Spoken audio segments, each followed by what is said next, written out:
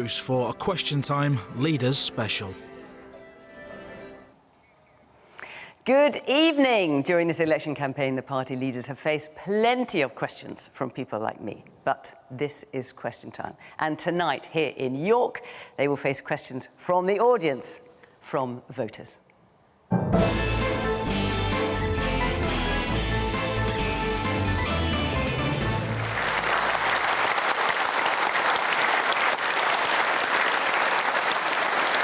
So, no desk for the usual panel tonight, just the four leaders of Great Britain's main parties, one after another, who will stand here and answer questions from our audience, which, as always, reflects the range of political sentiment across the whole country. Each leader has the same amount of time, just under half an hour, to respond to whatever the people here want to ask them.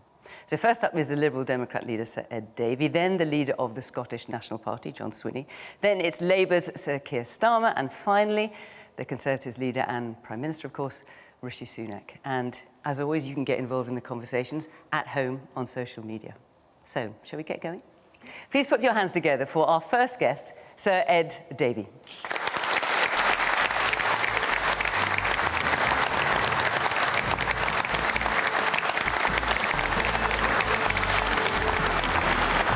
Hi there, good to see you.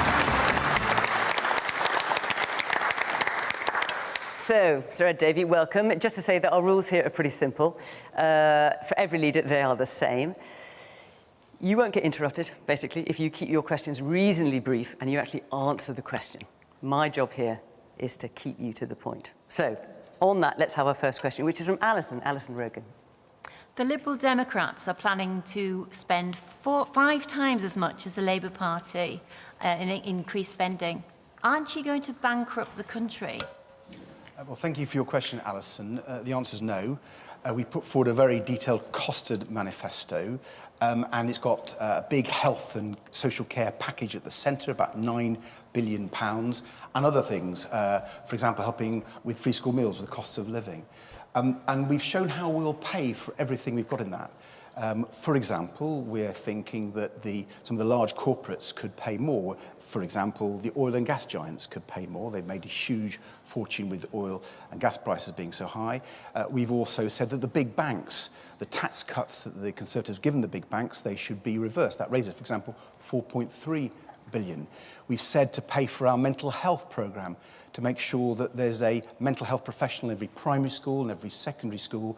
There should be an increase in the digital service tax on the social media giants, partly because some people think they're responsible for the mental health crisis for many young people. So when you say, Sir Ed Davey, you have costed everything, I mean, you're promising to spend a whopping £26.8 billion extra spending overall. By the 5th year of the Parliament. By the 5th year of the Parliament. There are some things I couldn't find how you're going to pay for your manifesto. So you want to sort out the court's backlog, you'll need to hire extra staff for that. I couldn't see where you were going to get the money for that. You also say you want to settle the issue of compensation for the WASPy women about pension changes. That could amount to up to £10 billion. I can't see any reference how you're going to pay for that. Well, there are a number of tax changes we're making. One of the ones is to clamp down on tax avoidance and evasion. And although all the parties are saying that, I think we can say that more credibly because we want to invest £1 billion in Her Majesty's Revenue and Customs. Okay, so you're not saying in your manifesto how you're going to pay for it. You're saying now you're going to pay for those things out of taxation. Yeah, well, we've said in the manifesto, in the costings, we've pointed to a number of tax rises, and I'm talking about the one of clamping down on people who aren't paying their fair share of tax. The way to do that is to have more tax inspectors. Her Majesty's Revenue Customs has been cut back dramatically, and they can't do the job. And so if you talk to the experts, they reckon for every pound you spend in tax officials and the technology for HMRC, you can raise £18. Now, we haven't put that in our costings. We've just said an extra £7. So I think we've been quite cautious, and I think the money can be found. It's about the political will. And look what you can do with it. Our NHS is on its knees. It's on its knees. People can't get GPs. There's no NHS dentists. They're having to wait hours for ambulances. And on the care system, people are going without care. That is just wrong. OK, well, let's see if Alison's convinced. Alison, what do you make of that answer? Well, it may be a reflection on the Labour Party's expenditure plan. So who knows how much we can afford. It really is not a bottomless pit, is it? It isn't a bottomless pit, of course it's not. And I think our proposals are responsible, they're fully costed. I think other parties, frankly, are not putting the money in we need to rescue our public services, particularly the NHS. But our schools need better funding too. I've talked about the mental health provision that we want to make. But I think if you look at the cost of living, I'm very worried that children are going to our schools with empty tummies, that they're hungry. They can't learn if they're hungry. And when we were in government, we provided free school meals for infant children. Actually, we used a pilot that Labour had done before, to give credit where credit's due. But we put it in. The Tories didn't like us doing it. George Osborne did not like giving free school meals to infants, I can tell you. But now we think we need to go further. Okay. And in the cost of living crisis, any child that's in poverty really should be getting a free school meal. Okay, let's take a question. The very back there. Isn't the problem, though, Ed, that you've got a credibility issue? We all remember the broken promise on tuition fees. You enabled Cameron and Osborne's austerity. So I don't think people are going to be convinced by what you're saying you'll do now. Well, listen, those were...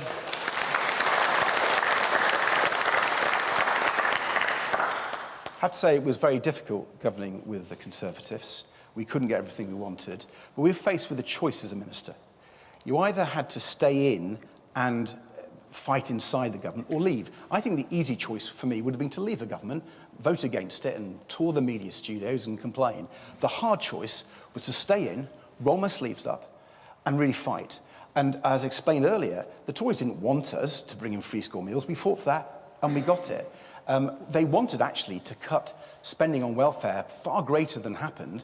For example, in the second budget, when inflation was about, I think, 5.2%, they wanted to freeze benefits and pensions. Okay. But the question is about no. what you agreed to, Ed Davey. Are you embarrassed by some of the things you had to agree to when you were in coalition? Look, I'm not proud of some of the votes we did, Fiona. I'm not proud of them. All right. And I want to overturn them. And a lot of our policies are changing some of the things that we had to agree to back then. Okay. But look what happened when we left office. I lost my seat. The Conservatives were governing by themselves. The first budget of George Osborne, they cut welfare spending by £12 billion, hitting the poorest in our country. We stopped that, and people often, I don't blame people, but they forget what we stopped as well. Let's take another question from Linda. Linda Hancox, where are you? Britain desperately needs a leader who we can respect and trust. Your media profile has mainly consisted of horseplay on TV. Is this prime ministerial? Well, listen, we're talking, obviously, falling off a paddleboard many times. I'll come to going the down a paddleboard in a water second. slide. I'll come to the paddleboard. Going on a roller coaster, you name it, you've done it. Yeah, I'm happy to talk through all of them. And I don't know what they've got in store for me afterwards, I have to say. We did wonder if you were going to kind of paraglide in here tonight. But it's a serious question. I'm grateful for it. I take your concerns and the concerns of voters very, very seriously. And if you look at our manifesto, we've got some very well-thought-through policies to try to do things like rescue the NHS. But I don't think politicians should take themselves too seriously. I think that's part of the problem in politics, actually. People are really disillusioned. They think politicians don't get them. And yes, it's been to grab a bit of attention, but when I did fall off that paddleboard in Lake Windermere, the serious message was about the sewage problem. The Conservative government, the water regulators, have allowed water companies to pump their filthy sewage into our precious environment, our lakes, our rivers, seas, and that's got to stop. And what I want to end the sewage scandal. What about the roller coaster? What was the serious message behind the roller coaster? The roller coaster. Well, that was the day we launched our manifesto, and I said politics can be a roller coaster ride, and boy, it was. But yeah, there were some fun ones. But let me give you another one where I slid down a slide in Somerset. It was during half term, lots of families and kids having fun, and I had some fun, yes. But we launched that day the mental health policy. We said there's a crisis in mental health for our young people, our children. There's hundreds of thousands of children waiting to get care, to get counselling, to get therapy. That shouldn't be happening. You know, it's going to blight their whole future if we don't get that help. And so we were putting forward, on the day I came down that slide, a very serious policy. Man there in the waistcoat. Yes, someone broke into my church and they were caught by the police, and then when I went to see them afterwards to see why they broke in, they said because they wanted to feed their children. And 30% of the UK now, the children are in desperate need, not just during the school periods, but outside the school periods. Can we not raise, for lower income tax people, the threshold of the income tax? Well, I wish we had the resources to do that at the moment. People are talking about the costing manifesto. We can't do everything. We've said in our manifesto, when resources allow, we want to do that. We did that before. The Conservatives said you can't do that, and we said we're going to do that, we must do that. But it is about making choices, and you're making choices about certain things that you want to spend more money on than pretty much any of the other parties, but not in terms of making people pay less tax at the lower end of the tax scale. I don't think we can afford quite that yet, but one thing we can do to help families with children, the ones you were talking about, sir, I think the two-child limit on universal credit is just wrong. I think it has to go. If you look and talk to the experts, they say the quickest and most cost-effective way of tackling child poverty is to get rid of that two-child limit on universal credit. And that's something that would happen really quickly. It's costed in our manifesto because it is a bit pricey, but I think it's the best way. And hopefully that means that family that you were talking about would have the money and wouldn't have to do that thing. Okay, there's a question back here. Your manifesto, is it just a case of you've went unrealistic about your manifesto because you're not going to get elected to be Prime Minister and your party's not going to get into power? Well, first I'd say, sir, with due respect, the elections isn't over. I'm on here to try to persuade people in this audience and across the country viewing it to vote Liberal Democrat, because I think we've got great ideas. And I think we've been getting great responses. Are you trying to persuade people that you can be Prime Minister? Listen, I'm realistic about our chances, right? We've had 3 very bad elections. Everyone knows that. And when I became leader, I said my top priority was to defeat as many Conservative MPs as possible. So do you think you can or cannot be Prime Minister? We might as well hear it from you. Well, we know what the polls it would be say. challenging given the polls. Okay. But I don't want to put a ceiling on our ambition. And, you know, this is a bit time to go. I want to persuade you. But what the question here is about is your manifesto effectively a wish list? So say, for example, you're saying everyone should have the right to see a GP within 24 hours. That doesn't really mean anything unless you can find the GPs, you can fund them, you can train them, and you can transform the system so that is possible. Fiona, it's a very fair point. Can I take you through the GP policy? In a manifesto, we say we need to recruit 8,000 more GPs. And we've talked to health experts about how you could do that. It would take about 4 years with £1 billion a year. That's in our cost manifesto.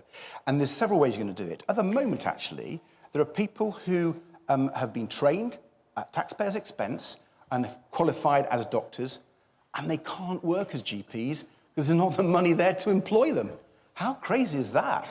And we need to train more. We need to retain more. GPs are leaving. Some people in our country, they come out of our medical school and they go to Australia. Because in Australia, they're better valued, they're better paid. And, you know, isn't that crazy? It may be crazy, but the question you're being asked is your manifesto effectively just a wish list? Because you're unlikely to be Prime Minister, you can kind of say what you like. No, it is absolutely not a wish list. It's a programme for government. And when I answered Alison earlier about the costings, and I would urge people, they're on the website, go and see them for yourself. We put a lot of work into it to make sure we can afford something. Let me explain that one of my lessons from when I was in government before, and we didn't deliver everything, was that you shouldn't promise something you can't deliver. What, like cancelling tuition fees? Well, yeah, indeed. And what I learned from that process, there was 2 things, actually. First of all, don't promise something you can't deliver. And so when you have a cost of manifesto, make sure the sums add up. And I'm very confident that they do. Secondly, we lost some trust during that period. And we've had to rebuild it. And since I became leader, we've spent the last few years trying to rebuild that trust by listening to people in communities that we seek to represent, trying to understand their concerns. And in our manifesto, we've tried to reflect those concerns. That's why I've put health and care right at the centre. I have some experience as a carer, maybe we'll come on to that. But I've also put the cost of living as our key priority. I mentioned free school meals, talking about reducing people's energy bills through insulating people's homes. That's good for the environment. It's good to keep energy bills down. They're way too high. All right, now you've talked about your record when the Lib Dems were in coalition. Let's get a question from Lela Violet Haloum. Where are you? Yes. Thank you, Sir Davey. In 2010, your party promised to abolish tuition fees, and that was the centre of your campaign. Now, students like myself are burdened with hundreds of thousands of pounds of student debt. How can my generation trust you? Well, listen, I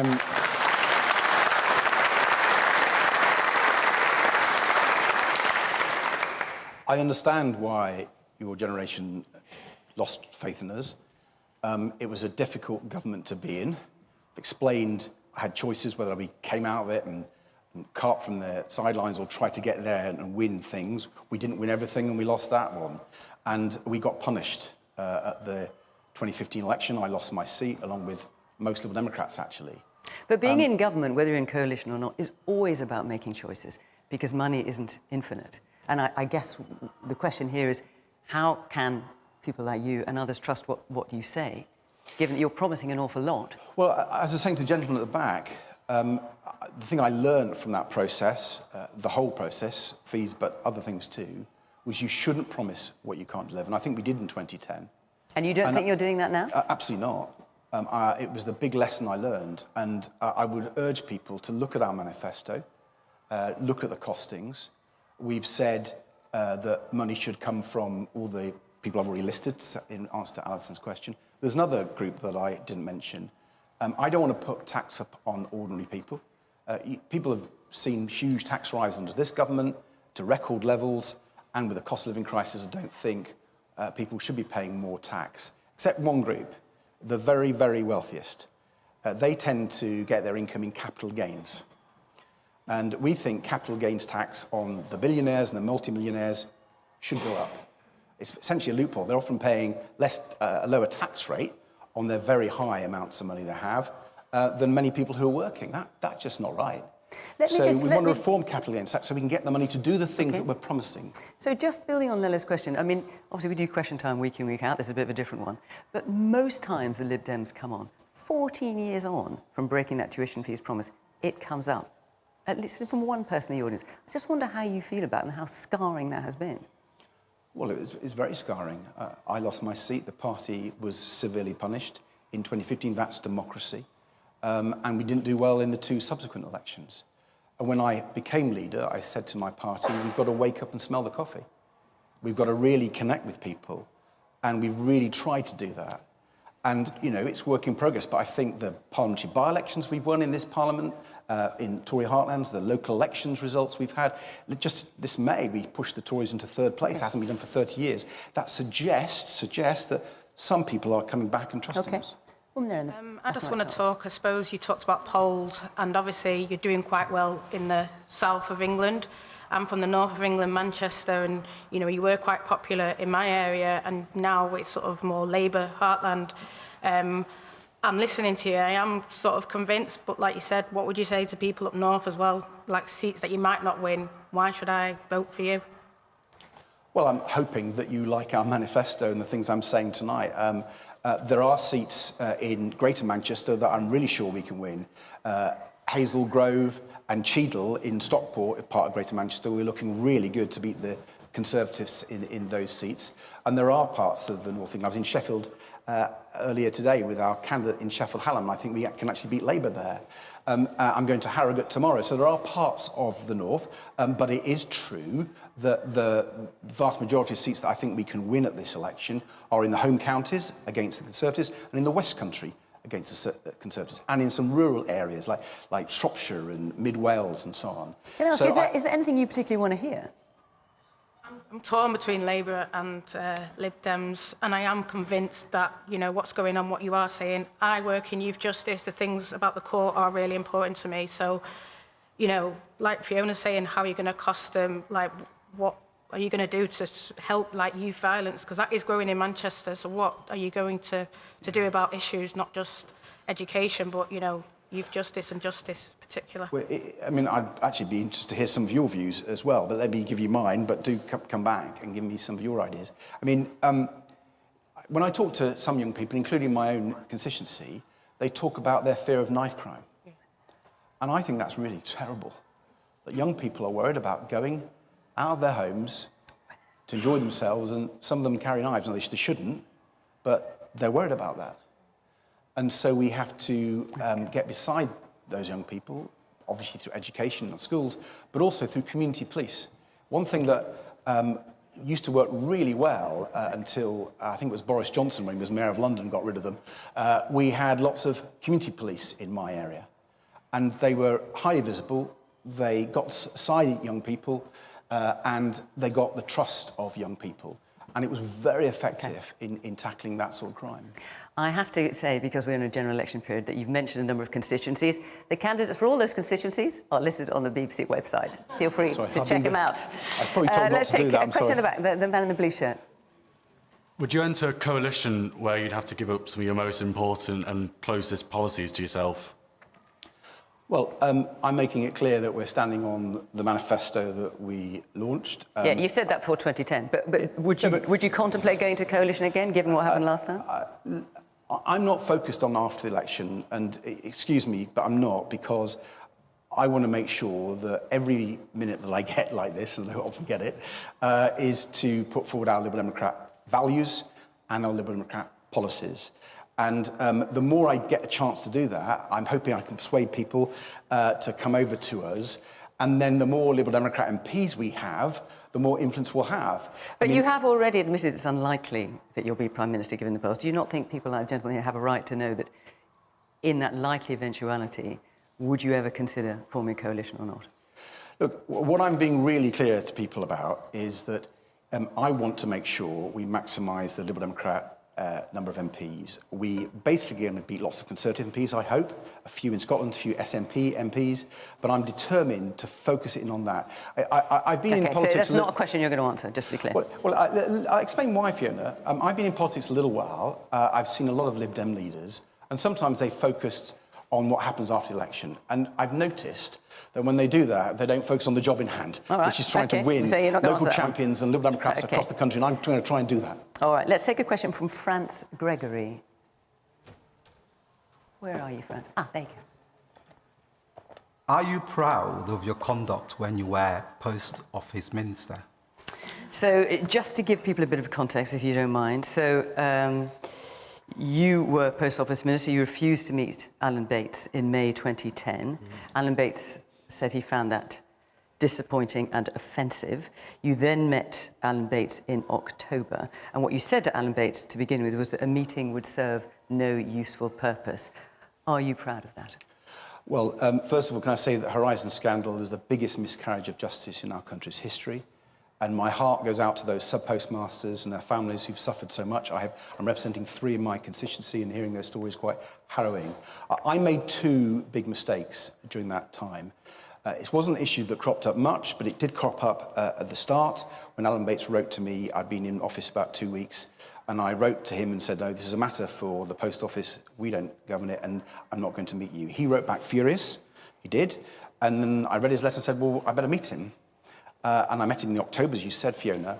I was the first Post Office Minister to meet him, and I listened to his concerns, his arguments about the Horizon IT system, the fact that he thought there was remote access, but there wasn't, according to the Post Office. And I took all his questions, and I asked them to my officials and to the Post Office.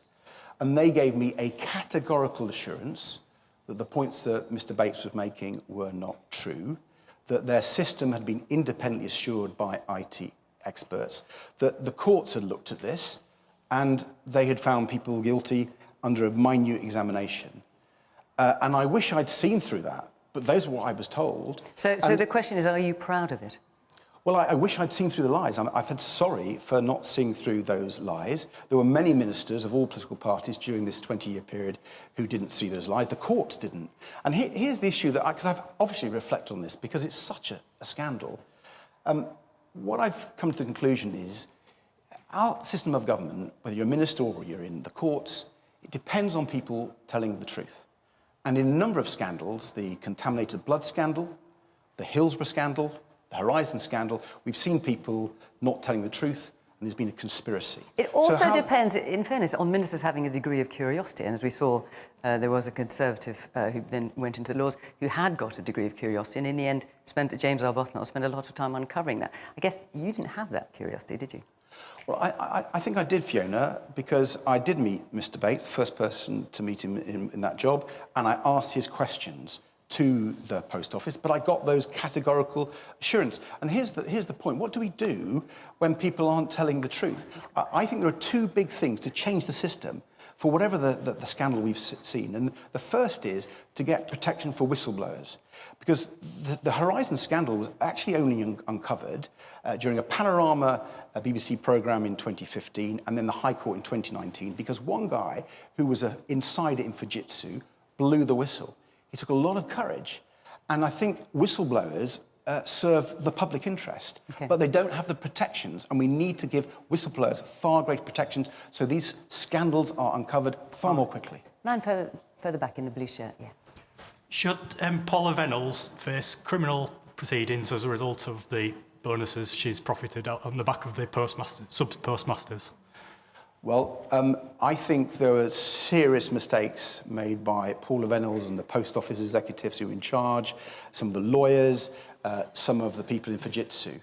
There's a public inquiry which I campaign for because the people who've done this appalling thing need to be held to account, and there's a criminal investigation which I totally support. I don't think I should prejudice that investigation or the outcome of that inquiry. I think the evidence that we've heard does speak for itself, but I'll let the judge in charge of the inquiry and the police make those final decisions. But I do hope, I really hope that people go to prison for this. We've got about 3 or 4 minutes left. Let me try and get in another question. Ryan Dallow. Good evening. As a 25-year-old university graduate living at home due to the high cost of renting or buying a home, what concrete steps will your party take to address the housing crisis and make it easier for young people to afford their own homes? So you are pledging in your manifesto to build 380,000 new homes per year. That is more than any other party. Again, I couldn't find any mention of where the funding is going to come from for those homes, for people like Ryan. Yeah. Well, it is in the manifesto costings. It's in the capital investment section. Yes, I looked there. Yeah, which says 6 billion a year. So 6 billion each year over the lifetime of the Parliament. That's funded by borrowing because it's capital investment. So it is in So it's by borrowing. You're funding it by borrowing. OK. Yeah, because it's capital investment. And so we've said that there should be 150,000 new social homes built every year because they're affordable and they can be built in the right places. And our approach is a community-led approach because the current system isn't working. It's a developer-led approach. And they tend to build the wrong houses in the wrong places because they get more money for them. But also, on average, you've had something like about 150,000 homes per year been built over the last decade. What makes you think you can just change all that so dramatically to end up with 380,000? Well, it's not going to be done in the first 2 years, Fiona. No, we're not saying that. But even within 3 or 4 years? Well, I think it can. I think it can. It's happened in our country before. We're going to have to skill up. We're going to have to find Hasn't happened for a long time. No, it hasn't happened, but it needs to happen. It absolutely needs to happen, whether it's for young people. Sure, it's just a question of how you'll do it. Well, I've been trying to explain that we want a very different approach, a bigger focus on social homes. That means the state investing in council properties. You know, my wife, I met her on a Liberal Democrat housing policy working group. God, that sounds... maybe what a night out that sounds, Mr. Romance. But to be fair to my wife, she's a social housing lawyer, and she's now on the council in my area in charge of housing. And she's now in charge of the largest council house building programme in 40 years in Kingston. So it can be done. You know, my wife's doing it. I'm very proud of her. And I think it needs political will. The Conservatives aren't interested. It's really clear they're not interested in that. They want to play to the developers' tune. I think if you play to the community tune, it's better. And here's another reason. You know, some people say people don't want homes built in their area. One of the reasons they don't, if you ask them, is they say, well, there's no GPs already. You want more people here. There's not enough school places. The water infrastructure can't take it. So what you want is a community-led approach which deals with those issues. The developers don't want to do it. So if you have a community-led approach, you can deal with the infrastructure problems, and people actually will welcome more homes because they can see there's something in it for them. I'm afraid I have to end it here because we're out of time for your allotted slot. Will you please thank Sir Ed Davey? Thanks a lot.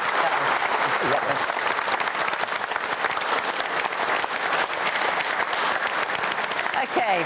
One down, 3 to go. So stick with us. Still to come, the Labour leader, Sir Keir Starmer, then the Prime Minister and Conservative leader, Rishi Sunak. But next up, would you please welcome the leader of the Scottish National Party, John Swinney.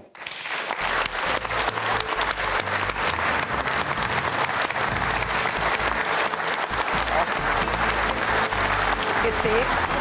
Welcome. So, rules the same with you. John, answer the question, keep to the point. That's the name of the game here. do that. OK, let's take our first question, which is from Andrew Atkinson. Hang on, let's get the microphone to you. There you go. Given the recent scandals and dramas with the SNP, how will you differ from your predecessors and project competence? I think the honest answer is that we've had a very tough time as a party in the last couple of years, and as a consequence of all of those difficulties, I'm here to lead the Scottish National Party. Should we just sum up those difficulties for those who may not be aware? So, you are the third SNP First Minister year and a half. The former Chief Executive of the SNP has been charged with embezzlement. Nicola Sturgeon and another senior figure in the party are under criminal investigation. I should add, all deny wrongdoing. So it's been a pretty turbulent time. It has been a turbulent time, and I'd be the first to accept that and to admit that.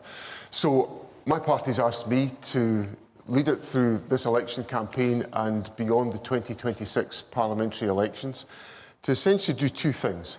To first of all, rebuild trust between the electorate and the Scottish National Party, and I've always worked throughout my political life to build trust and confidence with the electorate that have chosen me.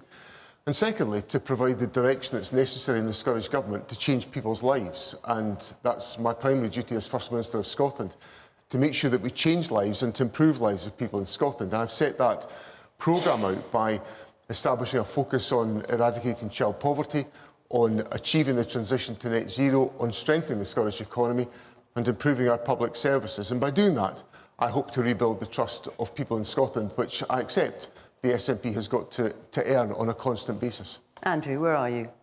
Are you convinced by that? Well, I'm an Englishman living in Yorkshire, but I have family in Scotland, and I've always been impressed by the way the SNP particularly held the Conservatives to account at Westminster, you know, held them to account for their scandals. I think it's been a real disappointment these last 18 months or so with the SNP, so that's why I'm hoping to have rebuilt, you know, on behalf of my family in Scotland. I mean, how has it gone so badly wrong, John? Because, I mean, the SNP has been known for its discipline, its party discipline, for its stability. You've been a key figure in the SNP for a long time. Where's it all gone wrong? Well, there's obviously been challenges about the issues that you've set out, and also we've got to recognise the importance of delivering on the priorities of the public. So when I look at some of the issues that we've delivered on, for example, we've recently expanded or doubled the availability of early learning and childcare for families in our country, so that every 3- and 4-year-old, and for many 2-year-olds, get access to full-time early learning and childcare, which saves a family about £5,500 a year per child. And it's policies like that that make a real difference to the lives of children and young people and families in our country that we need to deliver on. We've established a Scottish child payment, which puts about £26 every week into households of low-income families to try to help with the cost of living and to eradicate child poverty. Now, these are examples where I think the SNP is delivering to individuals and to households around the country to make that difference. And we've got to do more of that as we take forward our agenda to transform lives within Scotland. This question from a woman at the back. It appears the SNP has become a bit complacent given these scandals. Do you think that's because of the one-party domination of the SNP in the last 10 years? And should there be some change in the electoral system to allow for more opinions that might challenge the SNP and prevent this complacency? Well, actually, if you look at the history of the SNP government over 17 years, the first 4 years we were a minority government, very much a minority government. For a further 5 years we were a majority government. For the next 5 years, we're a minority government, and we're back to being a minority government again. So we actually don't have that overall control of the political system. We've got to, if I want to get a law passed by the Scottish Parliament, I can't just instruct my colleagues to vote for it. I've got to win friends and allies. So on every piece of legislation, on every budget, we've got to win friends and allies. And one of the things that I think... So why do you think the woman back there... Sorry, what's your name?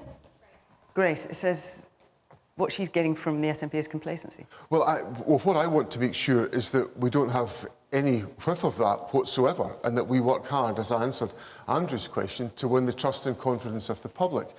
And one of the things that really worries me about politics today, and I accept that I might actually have played a part in creating this, is the polarisation of debate. And I think there's a need to bring people together. And when I became First Minister just 6.5 weeks ago, I pledged that I would reach out beyond my party to other parties, to other opinions, to try to bring people together. Because I think what's wrong with our society today is that we're not together, we are polarised, and we need to bring people back together again. OK. Let's take a question from Sam Grime. Sam Grime, where are you? That's you. Are you going to carry on with independence referenda until you get the answer you want? So are you going to carry on? Thank you, Sam. Are you going to carry on? No, absolutely. Very good to hear your question. Are you going to carry on with independence and referenda till you get the answer you want? Thank you for your question, Sam, and I accept it's an important question and one that's on the minds of many people. I think politics nowadays needs to have people setting out what they believe in. And I honestly believe that Scotland would be a stronger country and would have better prospects if we were an independent country. That's been my view, my honest view over my entire adult life. But I'm a Democrat, so I accept that we can't be an independent country until the people of Scotland vote for us to be an independent country. And I do believe in the right of the people of Scotland to decide their own future. I think generally there's an accepted view that self-determination of the right of people to decide how they should be governed is an important political principle. And I think what politics today needs is politicians who will set out what they actually believe in, set it out openly to the public and ask the public to judge. And one of the frustrations I've got is that today in the Scottish Parliament there is a majority in favour of there being a referendum on independence and that Scotland should be an independent country, but we're not being permitted by the United Kingdom government to put that idea and that concept to the public, and I think we should have the right to do so. Well, obviously there was a referendum in 2014, which you lost. You're now saying in your manifesto, I mean, independence is front and centre, that if you win the majority of Scottish seats at Westminster, 29, I think it is, that you will consider a mandate to ask the UK government for another way to negotiate independence. I assume that the opposite also applies, that if you do not get that majority of 29 seats, you will also take that as a democratic decision that you shouldn't be pursuing independence. Well, what I want to make sure is, and it's really related to the point that I answered Sam about a moment ago, is that the legitimate decisions of the people of Scotland in the election in 2021, where a Scottish Parliament was elected with a majority of members favouring independence and a referendum, that can actually be respected by the United Kingdom government. But in your manifesto, you're talking about this election. So surely you can't say, on the one hand, if we win the majority of seats, Scottish seats at Westminster, that is giving us the green light to see if we can get another referendum. But if you don't win them, surely that is giving you the red light. Well, essentially but I don't hear you saying that. What I want is I want people in Scotland to confidently vote for the SNP to make sure we can turn that manifesto into a reality. OK, but just answer that question, and we can John. actually we can deliver on what people asked the Parliament to deliver on in 2021. If you do not get the majority of Scottish seats at Westminster, what does that tell you about your mandate to ask for another referendum? Well, what I want to do during the election campaign is to encourage people to vote for the SNP okay, so you're not answering that question. To enable us to deliver on that policy commitment, which is right at the heart of our manifesto. Are you going to answer that question or not? Well, what I'm saying is that I want people to vote for the SNP to make this happen. I think that's a no. All right, you've got a question here. Yeah. Hang on, let's get a microphone to you. So I'm a Scottish person working now in England. I work for the manufacturing sector, which you know at the moment is struggling for growth all the way through the UK. With the SNP, it seems to me that every problem is, as you guys keep saying, the road leads to Westminster. I don't believe that that's the case. So can you tell me specifically what the SNP would do to support the growth in the manufacturing sector? Specifically, please. The first thing I would do is I would argue, as we argue in our manifesto, for us to rejoin the European Union. because that, I think, is the source of the problems in the manufacturing sector. But given that you have to go through a lot of hoops to get there, first of all, you have to secure independence, then you have to get the EU to agree for you to become part of the EU. I think you want something slightly shorter term. I mean, that could be 10 years or something. But my point is that there's a couple of big issues in this election campaign that really aren't seeing the light of day. And one of them is the disastrous impact of Brexit on the United Kingdom economy. And you are, of course, free to offer that opinion, but that is not actually the question you're being asked. So could you answer that question, which is specifically what will the SNP do to boost growth in manufacturing? Well, that's your question, isn't it? If I look at one of the things that we're taking forward in Scotland today, we've got what's called a Tech Scaler programme, which is designed to take new emerging companies that have emerged from our universities and in partnerships with business to essentially support them and to fuel the growth of those individual companies. And what that's about doing is taking new, fresh, dynamic ideas, the ideas of the future. There are things that are happening today in Scotland. You know, we've got a facility up in Shetland which is now going to start launching satellites by rocket into space. Now, if you'd said to me a few years ago, Scotland will be a satellite launching country, I would have said, OK, that's quite a big ask, but, you know, it'll be interesting if it happens. It's now happening. So innovation that comes from our universities can be fuelled with public investment, and that's what the Scottish Government is doing to support that activity, to strengthen the manufacturing base of Scotland and to strengthen the economic opportunities that we face. Does that answer your question? Not really, because the timescales, to me, it's a bit like the rockets going up to space. It seems to me well, that's happening. Well, that's happening now. Yeah, but you can take one example in one situation, but at the end of the day, we all know how much we all paid in time and money from a Brexit perspective. So talking about going back into that situation for the manufacturing sector is just not helpful. Okay. People will take a sharp and take a breath at that and think... Shall I take another question? Thank you. Thank you for your point, because there's lots of hands up. So, the man here in the green shirt. Good evening, John. As a long-term supporter of both your party and independence, you've just said 2 minutes ago you want to give us the confidence to vote for you. How can you convince me that you can lead a successful independent nation after it appears the party has destroyed itself from the top down, not from the bottom up?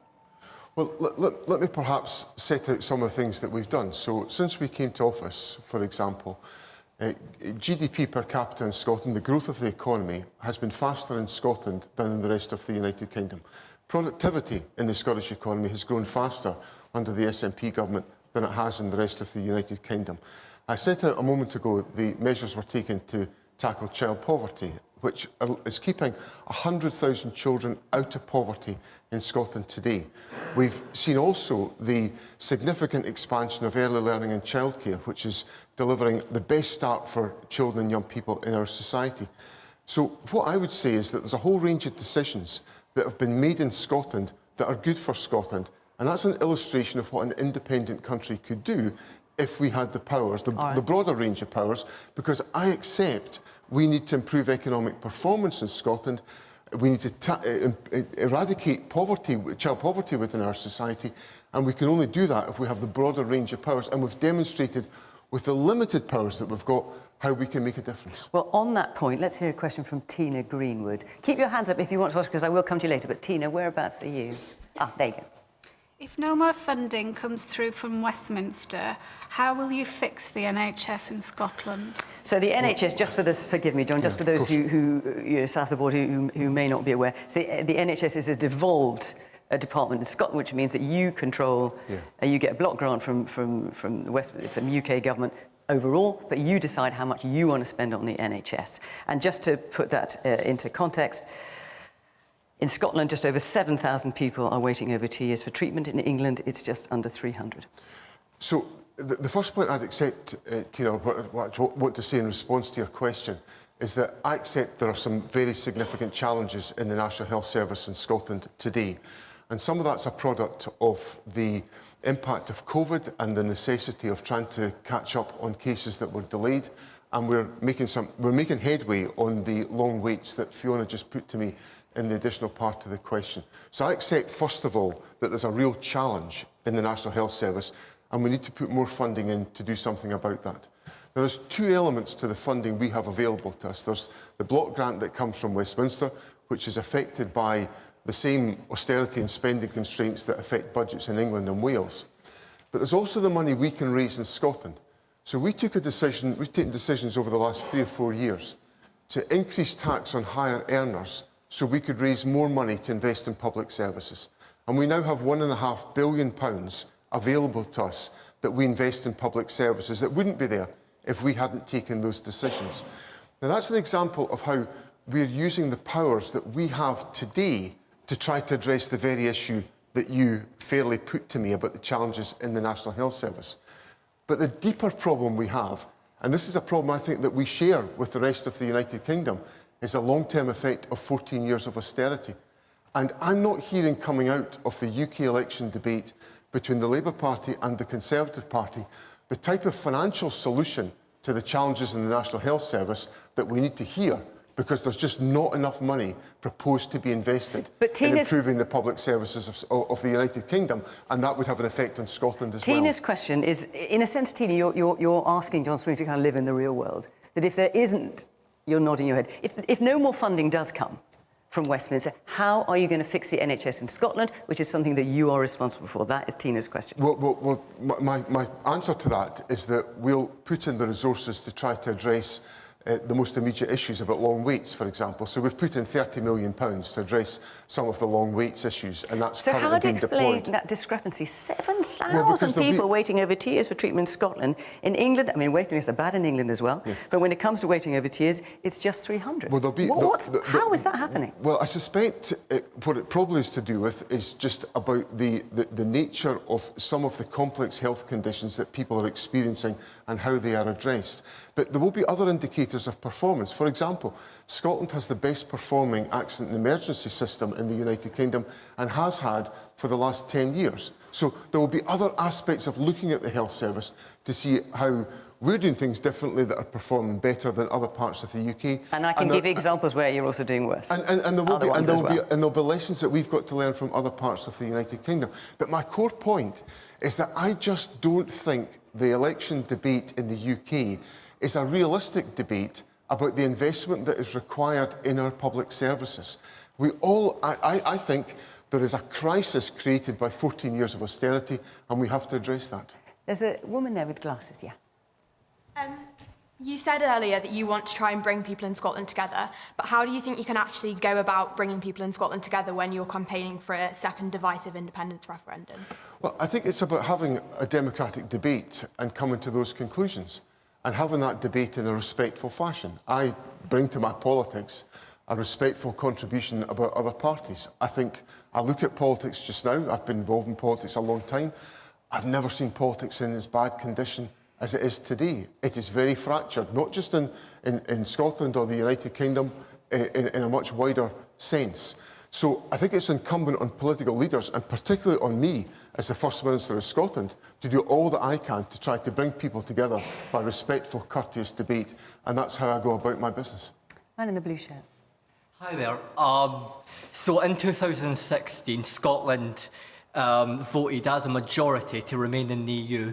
Surely that means that if it's the Scottish people's will to remain in the EU, that we should be allowed another referendum on, say, freedom of movement, the customs union, or even if it is the road to rejoining the EU, independence, because that's what Scotland wants, to remain part of the EU. Well, I think it's a very good point, because in 2016, Scotland voted emphatically to stay in the European Union.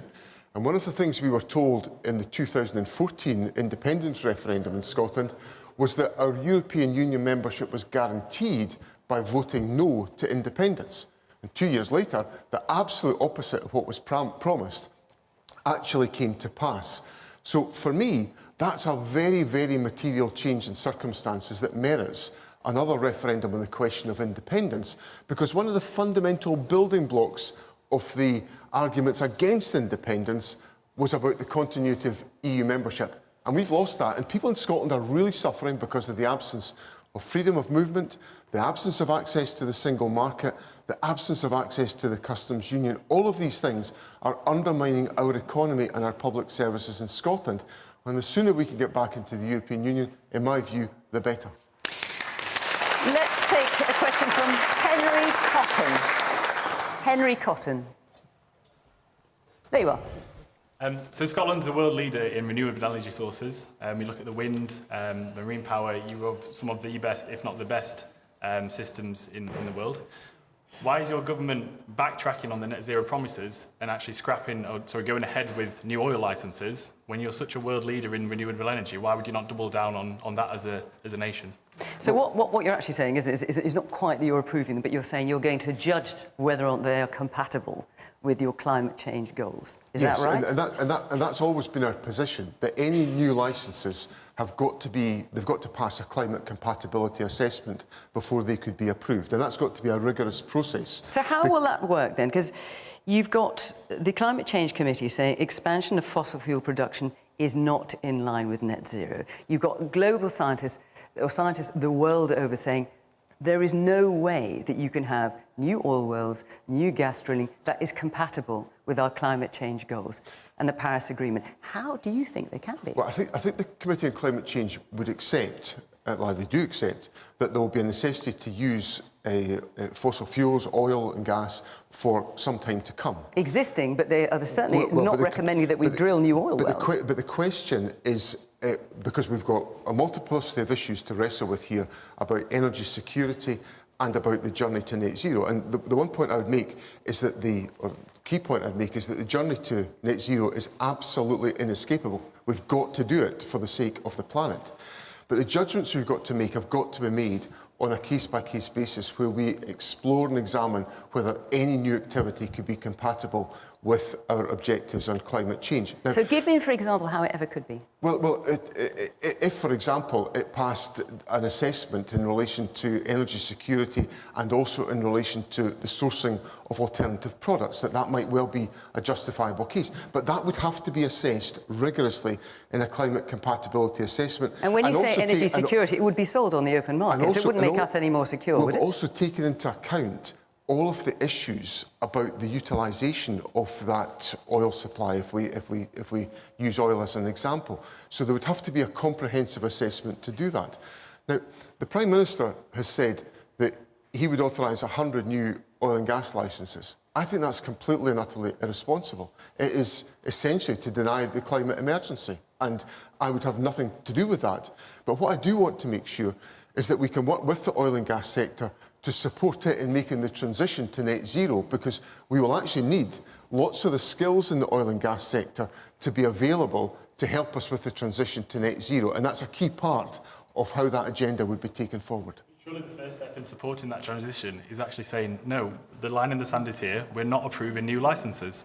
Which, of course, is what your predecessor said, Nicola Sturgeon. Well, essentially, we're putting a process in place to enable us to come to that judgment. And throughout all of our analysis on this, we've said climate compatibility assessments are critical in that journey.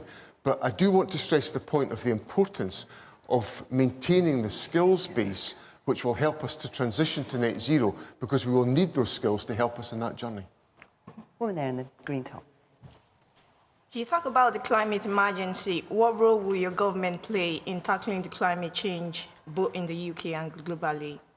Well, we actually engage in a lot of dialogue with many Southern African countries, for example, about the loss and damage activity, where we became one of the first funders of a loss and damage programme.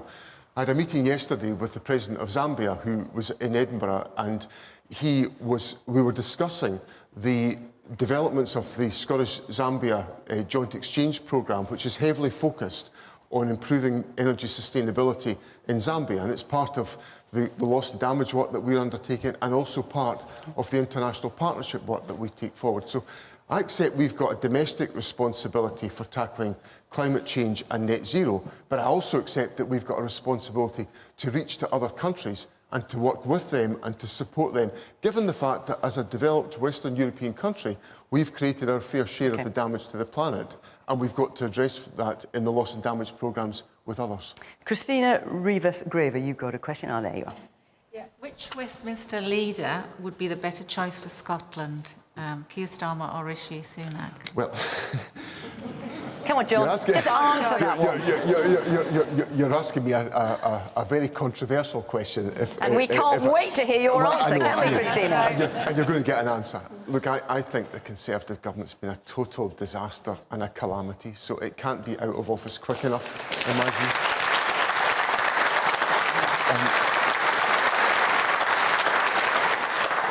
I think it's an absolute racing certainty that the Labour Party will win the election in England, and I hope people in Scotland will recognise the importance of having strong SNP voices in the House of Commons who will argue for decisions to be made in Scotland for Scotland, and that will put the interests of people in Scotland first.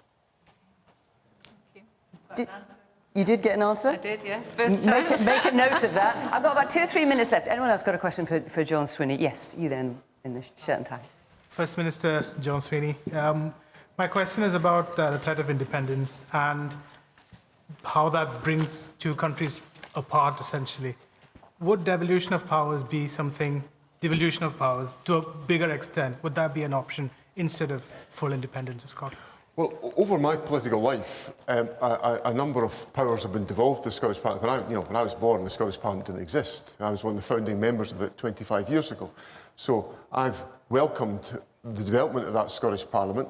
I was also part of a commission that secured more powers for the Scottish Parliament in 2016. So we've strengthened the powers of the Parliament. So I'm never going to say no to more powers for the Scottish Parliament. But what I want to be able to do is to do the things that will transform people's lives. I want to live in a fairer, more equal country. I want to live in a country that prioritises the improvement of our economy and strengthening the rights and the responsibilities of people in our country. And I don't think that can be achieved for us in the United Kingdom, which is why I want Scotland to be like Denmark or Ireland or Sweden as an independent country. And when you look at those countries, they are more prosperous, they're more equal, they're fairer than Scotland and the United Kingdom. And that's a prize that I think people in Scotland are attracted to and want to make sure happens for our country. OK. John Swinney, that's your half hour. You've answered most of the questions, I think. Maybe not all, I wouldn't say. But can you please thank John Swinney?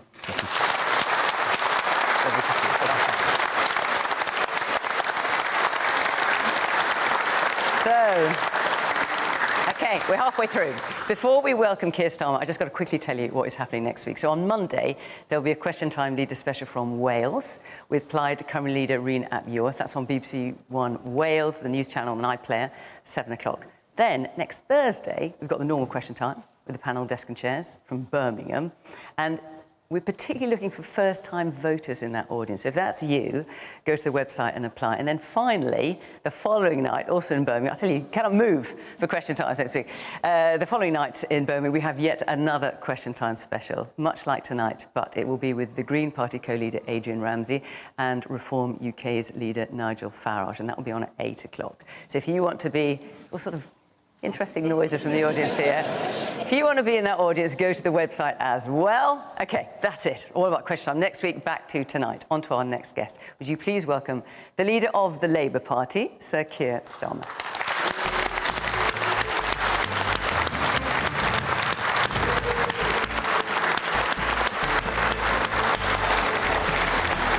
Good to see you. Thank you very much. Thank you. Okie dokie. Well, let me just remind you of the sort of general rules. Keir Starmer, we're very pleased to have you here. Thank you for having me. Your job is obviously to answer the question, reasonably brief if you would, and if you don't, clearly my job here is to keep you to the point. So let's kick off with our first one, which is from Emma Mitchell. Good evening, Sir Keir. You criticised the Tory manifesto as Jeremy Corbyn-like. Anything you want can go in it, nothing is costed. Why did you back his original manifesto in 2019, then? In 2019, I campaigned for the Labour Party, as I've always campaigned for the Labour Party. I wanted good colleagues to be returned to Parliament. I knew we had a job and a half to do as a Labour Party because I didn't think we were going to win that election. Afterwards, because we got the worst result since 1935, the electorate clearly gave their verdict to us, and we did a lot of work on how we needed to change the party. And that started with what went wrong. And in all the analysis we did, people said they quite liked some of what was in our manifesto, but they thought it was too much, and they wanted to see something which was fully costed and fully funded. And that's why my manifesto going forward to this election is fully costed, fully funded. Everything that we say we're going to do, we say how much it's going to be, and where the money is coming from, because that's the sort of stability that we need. The other thing that's obviously happened since then is Liz Truss put forward a number of unfunded commitments, in her case tax cuts, and look what it did to the economy. And there will be people in this audience, people who are watching, who are still paying the price for that. And I said it about Rishi Sunak's manifesto because he's now included unfunded commitments in that. So he's repeating the mistake.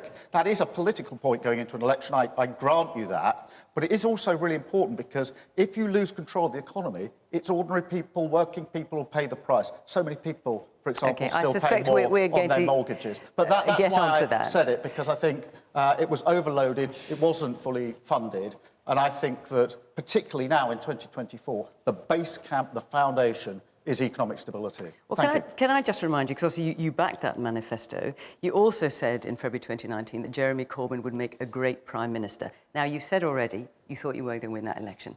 But putting that to one side, you said he would make a great Prime Minister. Did you mean it, or did you have your fingers crossed behind your back? Look, I didn't think we would win that election. You said that, but irrespective of that, you said he'd make a great Prime Minister. Did you mean it? It wasn't a question that really arose because I didn't think we were going to win the election. And now, but we all heard you. We all heard you saying he would be a great Prime Minister. That was your way of telling the people here, vote for him. Did you not mean that? I was campaigning for the Labour Party. And I'm glad I did. But you also campaigned for Jeremy Corbyn to be Prime Minister. I was campaigning for the Labour Party. I was a Labour politician. I wanted to be elected or re-elected, and I wanted good colleagues to be re-elected. Just answer this, Some of the people around the shadow cabinet table were people whose seats were saved because we campaigned hard for the Labour Party. Just answer this yes or no. When you said Jeremy Corbyn would make a good Prime Minister, did you mean it? Look, he would be a better Prime Minister. Well, look what we got, Boris Johnson. A man who made massive promises, didn't keep them, and then had to leave Parliament in disgrace. Did you think he'd make a great, not even just a good, a great Prime Minister? I didn't think we were in a position to win that election. And the more I look at the preparation we've now done... That's not an answer. The more I look at the preparation we've now done, the more convinced I am about that. Emma, where are you? What do you think of that? I'm not convinced. It leaves me with the same question about integrity and trust that I had with the clown called Boris Johnson. And also, now, don't hold back, Emma, obviously.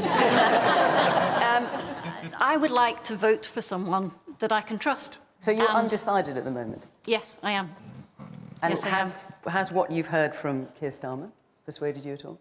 Oh, we've only just started, admittedly, but you asked that first question. I might have to give him the next 20 minutes. OK. All right, well, let's have another question then. Alistair McCall. Where are you? Because I've no idea where anyone's sitting. There you go. Sorry.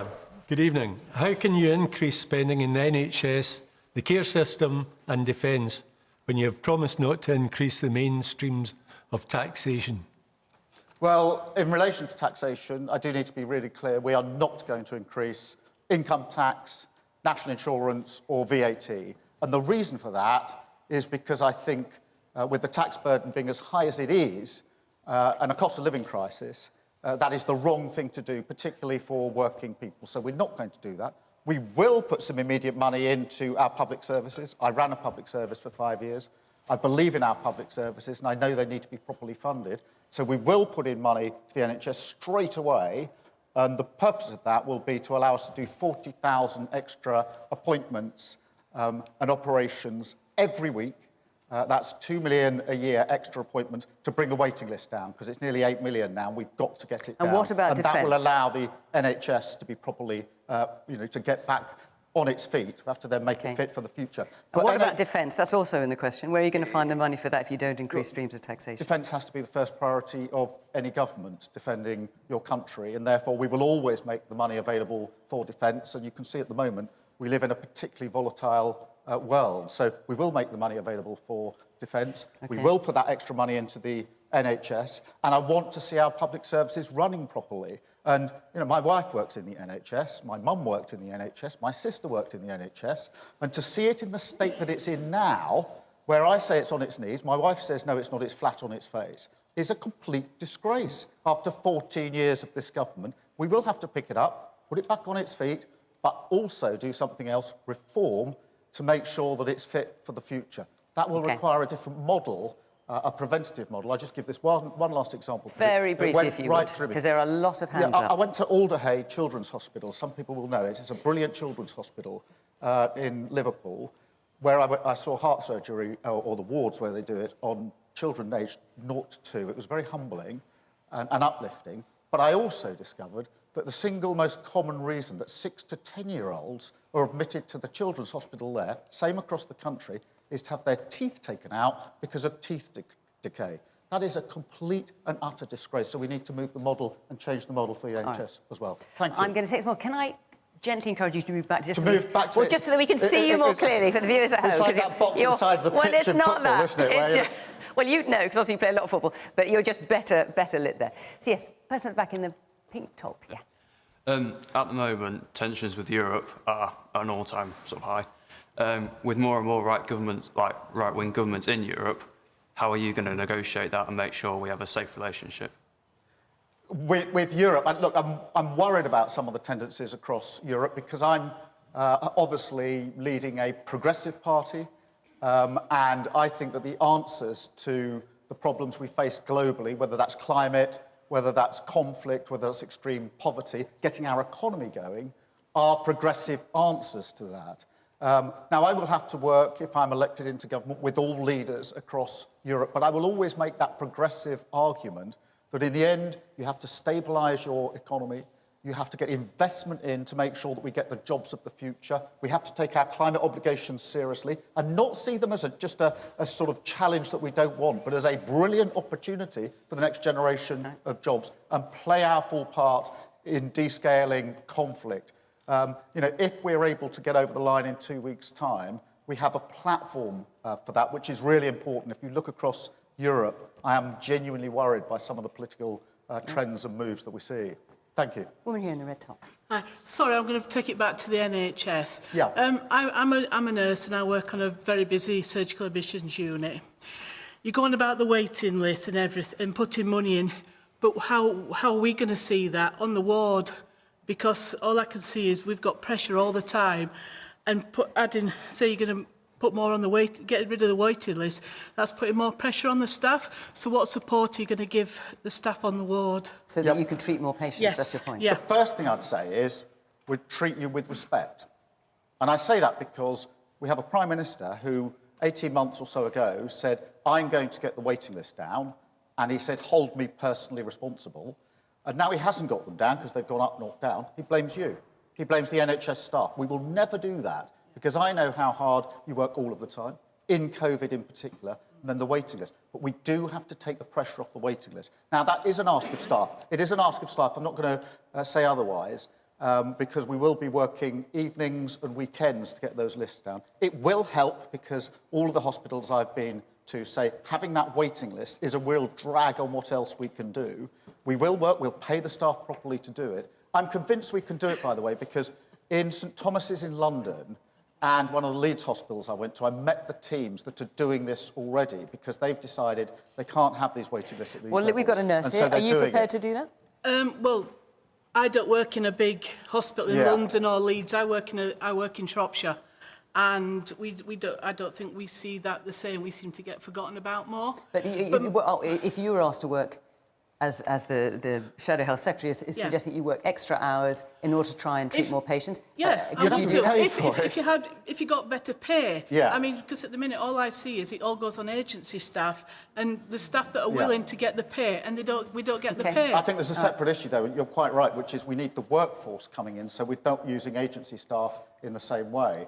And that requires a workforce plan, which we've also got fully costed to come in to effectively be the cavalry that comes in and gives you the support you need on the front. But that will also take time, won't it? It's going to take years. It will take time. But it'll take years. Yeah, let me just deal with this because I've been leader of the Labour Party now for 4.5 years, and every year we've had a winter crisis in the NHS. You'll be completely familiar with that. And what we do is we put a sticking plaster on that in about January or February. It just about limps through to the summer, and then the only guarantee is you're going to have another one next year and it's going to be worse. And everybody says, everything else will take too long, don't tell me things that are going to take 3 or 4 years, and nothing gets done. So we go round and round in circles, not fixing it. You know, sticking plaster politics is one of the biggest problems of politics now, which is politicians not being honest about how long it's actually going to take to fix things. OK, well, be honest with us now. If it's going to take time to train the staff, So, Keir Starmer, let's get started on training the staff now. Be honest with us now. Not put it off. We know how bad waiting lists are. Yes. And most of us are familiar with some of the problems of the NHS because we all use it. So when can the people here expect to see an improvement in the NHS, be able to feel that they can get an appointment at least within a month, say? Should we wait 2 years, 3 years, 6 months? We will start the work on waiting lists on day one in government if we're elected into government. I've set out the big things that we want to do in government, but also the things we'll do on day one, the first step. And in terms of when we can expect to feel an improvement in the NHS, how long should we wait? We'll get those operations going as quickly as we can with the staff. We've got the models from the London Hospital, the Leeds Hospital. We're asking those teams to go around the country to talk to other hospitals, maybe the one that you work in, to say, this is how we've done it, this is what we would recommend. Now, however so long for that example, takes, you're but saying, we will get how long will it take? Make a start on that absolutely straight away. You've made that everybody clear. here will either be on a waiting list or know somebody who's on a waiting list. It's incredibly discomforting, and it means people aren't able to go to work, and that's not helping the economy. You're making an appeal, and we all hear it and understand it, to be realistic about how long things take. So your pledge is to get waiting lists down. When can we expect waiting lists to come down to a reasonable level? We will be able to do 2 million a year on this model. That means that over the course of the Parliament, we'll get it down and clear the backlog completely. By the end of the Parliament, that's your pledge? Yeah, but hear me out, because this is difficult stuff. We did it last time we were in power. The Labour government then said, because the waiting list, you've all probably seen those charts where the waiting lists are through the roof when the Tories come out of government. We then bring them down. Also, Labour spent a lot more on the NHS then than you are pledging. But yeah, we got the waiting list the lowest ever level and the highest possible satisfaction in the NHS. And I'm really proud that we did it. And if we were still there, we wouldn't be in the problem we are in this country. Let me take another question. Yes, woman here. With all of the backtracking on policies from Labour, especially around education and education fees for higher education, why should anybody believe that you'll produce a stable and trustworthy government? Thank you for the question on tuition fees, and I'm really glad to get it because... Well, it's not just about tuition fees. Hang on a minute. You said education it's about fees. Yes, but you're talking about U-turns generally, aren't you? Generally, you OK, haven't so looked to the scrapping the two-child benefit cap. Yep. You were going to scrap tuition fees. You're going to nationalise mail, rail, energy and water services. You're going to have 28 billion a year for green industry. I mean, I could go on. I don't need to. Yeah, it's about more than just education. Yeah, so let me address it straight on. Tuition fees. Very expensive for students. Don't work very well. Students come out with a huge debt around their neck. And 5 years ago, I said we should get rid of them. Now, 5 years down the line, the economy's been very badly damaged. We don't have the money to do everything we want to do. We do need to change the tuition fees. But I had a choice to make, which was, of the available money, do I use it for getting rid of tuition fees, which would help students, I accept that, because I know how hard it is, or do I use that money to get our waiting list down? That's a political decision that I took. I'm not going to do the tuition fees abolition because I want to put that money to get our NHS back on its feet. That is my decision. It's a political decision. I accept it's different to the position I put forward 5 years ago when the damage hadn't been done to the economy, but that's the position because I don't think until we get those waiting lists down, we can afford to do the tuition fees as well, so we had to make a choice about it, and it's a straight choice. And, you know, I'm saying this to you before the election. If you think that waiting lists down is more important than getting rid of tuition fees, if that's the right choice, then you'll go along with me. If you say, no, I'd rather the waiting list stayed where they were, bad luck to all the people on a waiting list, but at least students aren't paying fees, that's a different choice, not the one I would take. The other example that you put to me is nationalising energy. When we had the energy crisis 2 years ago, when everybody's prices went through the roof, both at home and in their businesses, I asked my team to mock up what the options were. One option was nationalising energy. That would have cost tens of billions of pounds. That money would have been spent on shareholders to buy them off, and not a penny could have been used to lower the bills. The alternative was a windfall tax on oil and gas companies to cap the bills of many people in this room and across the country, and to ensure that people could actually survive through the last 2 years. I took the second choice.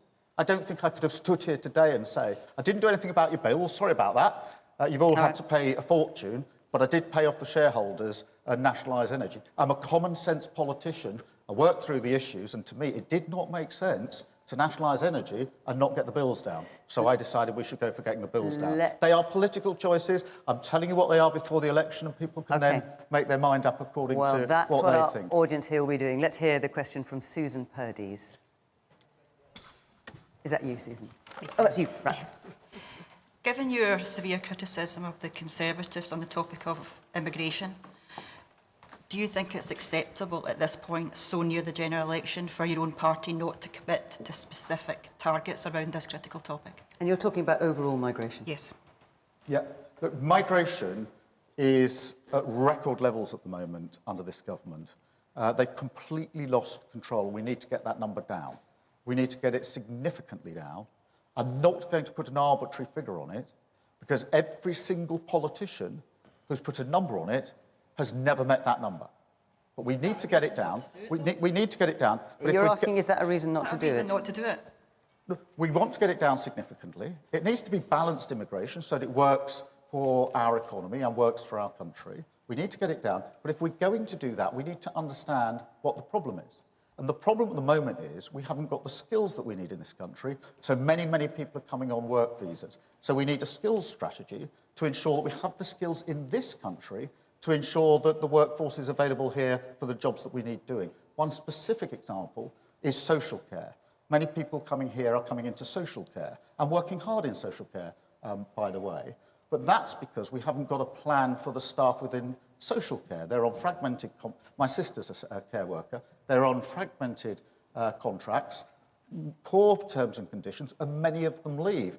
Most of them leaving social care go to work in the NHS because they've got a better framework for pay and for progression. So we've got a problem we need to fix here, and we would have a fair pay agreement for all care workers. In fairness, we're getting away from having a target on migration numbers. At the same time. How, if you are not going to set any kind of target, how can you know that the plans you're putting in place, for example, building something like 300,000 houses a year, or how many staff you want to have in the NHS, if you don't know how many people you're anticipating having in the country, how can you possibly know that you're planning correctly?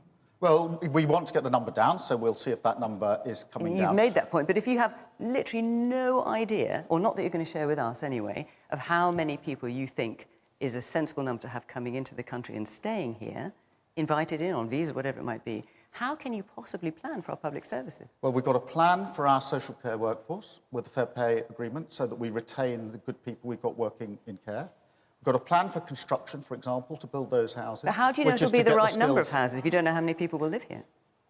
Well, we need 1.5 million houses because too many people are waiting for a house that they want to live in. The dream of home ownership is real for so many people. They want to own their own home. The average age now for somebody to get on the housing ladder is 36 or 37. It is impossible, or near on impossible, for young people to get their first home. We have to build more houses. That means we have to take tough decisions on things like planning. I was at a housing development here just in Outer York this morning, 650 houses being bought by locals, but it took 15 years from the plans being submitted to the houses being built. We are far off migration targets. Forgive me, Keir Starmer, but we are well off the target now. Let's get... I appreciate you've got the message you want to put out, but we also need to actually directly answer the questions being put by the audience. Kate Collins, whereabouts are you? Kate. Hi, Keir. 3 years ago, you criticised your MP, Rosie Duffield, for saying only women have a cervix. You recently backtracked on this. What do you believe now, and how do we know that you will stick to your views? So Rosie Duffield said in 2020, only women have a cervix. You said in response, that's something that shouldn't be said, it's not right. Well, look, on the biology, I agree with what Tony Blair said the other day in relation to men having penises and women having vaginas. But what I will say is so you changed your position? Just on the biology, that doesn't help on the gender. There are some people who don't identify with the gender that they're born into. And they go through a lot of anxiety and distress. And my view in life is to respect and give dignity to everyone, whatever their position. And I will always do that. And I was worried at the time, and you referenced that particular debate, by the way in which the debate was being conducted, because it got very toxic, very divided, very hard line, and we lost sight of people in that. So much so that that drags you to a place where we end up, as we did end up, with the Prime Minister of the United Kingdom making a trans joke in Parliament when the mother of a murdered trans teenager was watching on. That is a shocking place to get to. All right. You want to come back in? So the question is actually alluding to tolerance as well. Yeah. And having tolerance of differing views. And I do appreciate the comments you've made.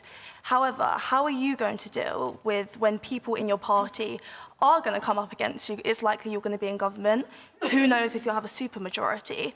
And as John Swinney actually mentioned earlier, politics can become polarised. How are you going to reduce the effect of that? By bringing the country together. I think this is such an important point, because politics is about the policies that you put forward at the election, obviously. But it's also about how you do politics and how you deal with difficult topics. I want to do two things if we get into government in 2 weeks' time, and they're about the mindset of government. The first thing is, I want to return politics to service, because I think it's got far too much into self-entitlement. Look at the gambling stuff that's going on today. Politicians who think that making money or self-entitlement is the reason they're in politics. So we need to return it to service. The second thing, to go directly to your question, is I want to take the opportunity to bring the country together, because what's happened in politics, in my view, over the last 10, 15 years or so, is that become more and more divided and toxic, and everybody's trying to find the difference between us rather than the points of connection. And Jo Cox, who tragically was murdered, was a good friend of mine. We came into Parliament at the same time. Our children are broadly the same age. What she said in her maiden speech, that we have far more in common than we do which divides us, that is what I carry. That is what I want to have the opportunity, if we get into power in 2 weeks, to implement, so that we actually, we're good at this as a country. During the pandemic, people were looking out for each other. Yes, food, medicine, of course, but just the gentle knock on the door of a neighbour that perhaps we didn't know very well, to say, are you all right? We're a good country, a reasonable, tolerant country. We're pretty live and let live if we don't go down the politics of division, and I want to stop that. There's lots of questions, so I'm going to take 2 or 3 in a row and then hand over to you. So, man there in the zip-up top. Yeah, that's it. You state in your manifesto that you plan on removing the tax breaks for private schools. But do you not think that this will put further stress on the already strained state system? No, I don't. All right. So shall I take 2 or 3, Vicky, if that's all right? And then let's take it. I'll just make a note. Yes. Can we get a microphone here? Yeah. There's been a lot of talk about housing policies and helping people to afford their first deposit. But I think one thing that's not taken into consideration is how much money is currently being spent on rent. So how are we actually meant to save the money? It's okay building houses, doing 5% deposits, but how am I actually meant to afford to save for that deposit if I'm paying all of that money in rent? And that's the second part to that. When will your track record for paying rent count towards you being able to then secure a mortgage? Because there's lots of people, I myself, I pay £1,000 in rent each month, but yet I can't afford to get a mortgage. So when will that help? Okay, so that's 2 pretty meaty questions. Let's start with private schools.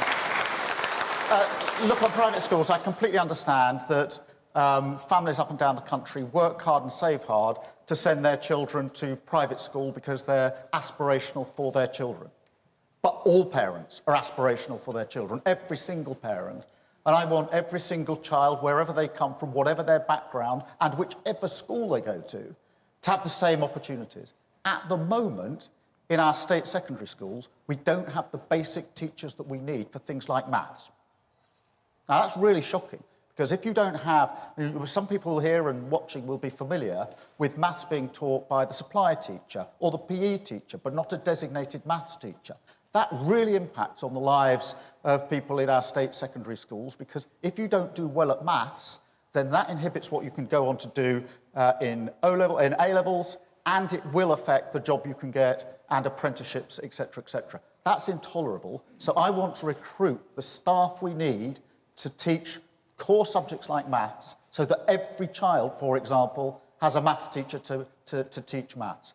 In order to fund that, we're going to remove the tax break on private schools. That's a tough decision. It's not an easy one. I do know how hard people work, but I've got to look at it across the board. I've got to make sure those teachers are there for all children, and make sure that everyone has that chance, so that wherever you come from, whatever your background. On the question of rent and mortgages, this is a real... I mean, you're obviously living it.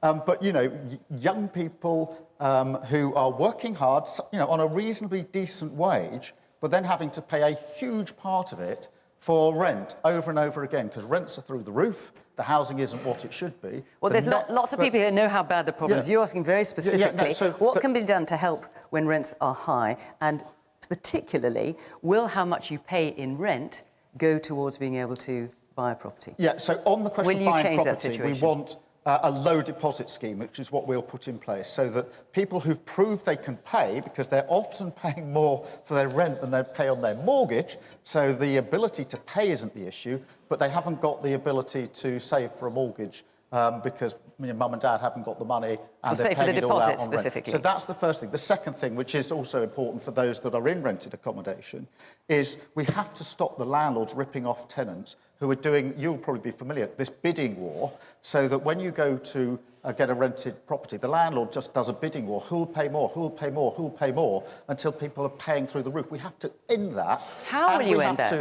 So how will you end that? If it's private landlords, how can you stop that? Well, we can pass legislation to say you can't do it, because it is driving rents through the roof, and it's not fair on people. It's taking advantage. So what, saying landlords have to, take the lowest bidder? Or, I mean, what's the detail of that? To put the process around how this is, you cannot have a landlord, and this is what we will well, I appreciate what you're saying cannot happen, but I'm just wondering specifically, if you've got a private landlord saying, I want to give it to this person or that person, how do you legislate for that not to happen? No, that's not how they do it. They say, one person says X pounds a week. Someone says, I'll give you X plus £10, £20, £30. They then go back to the first person and say, I've already had a better offer for X plus this. Will you out? So you get this bidding war going on until the rents go through the roof. So you're saying they have to take the first offer. Is that what you're saying for private landlords? No, we can't have this bidding war like this. No, I get that. Are you telling private landlords they have to take the first offer then? We have to have a scheme in place to stop them driving the rent up and up and up. OK, I'm still not entirely clear how you're going to do that. Well, no, but the other thing I do want to address is this, which is deposits. Lots of renters are paying huge deposits, and we have to stop that as well and make sure the conditions are good within the housing they're buying. But at the end of the day, there's no way out of the renting problem until we build more houses, because without the houses that people can afford to live in and buy, then more people are renting, and that is bingo for landlords who are making a fortune out of this. OK, our time is up, Keir Starmer. Thank you very much for all your questions to Keir Starmer. Thank you for your time with us here this evening. Thank you.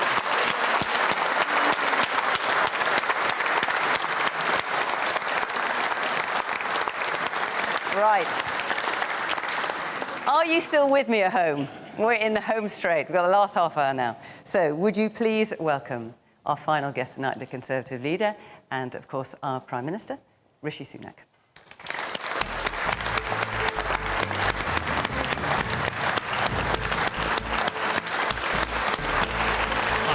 Thanks, nice to see you. OK. So we've got a number of questions. We've got about half an hour. I'm going to try and get through them. Let's start with our first one, which is from Kevin Dobson. Hi. We've had 5 Prime Ministers in the last 7 years, and one of them managed to last for 6 weeks. As a result, I think we are something of an international laughingstock. I'm asking if you would confess to us tonight, even just a small amount of embarrassment, to be leading the Conservative Party into this election campaign.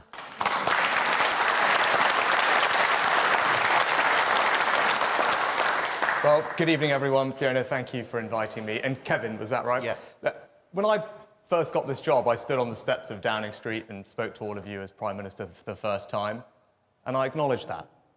I said very clearly that mistakes had been made, and that's why I was standing there in front of you. In fact, you may remember I spent the summer before that arguing against the policies that my predecessor had suggested were right. I didn't think they were right for the country, and I said so. But what I'd ask you to do is judge me on my 18 months that I've been in office. I came in with one primary job, and that was to bring back economic stability after the difficult few years that we've had.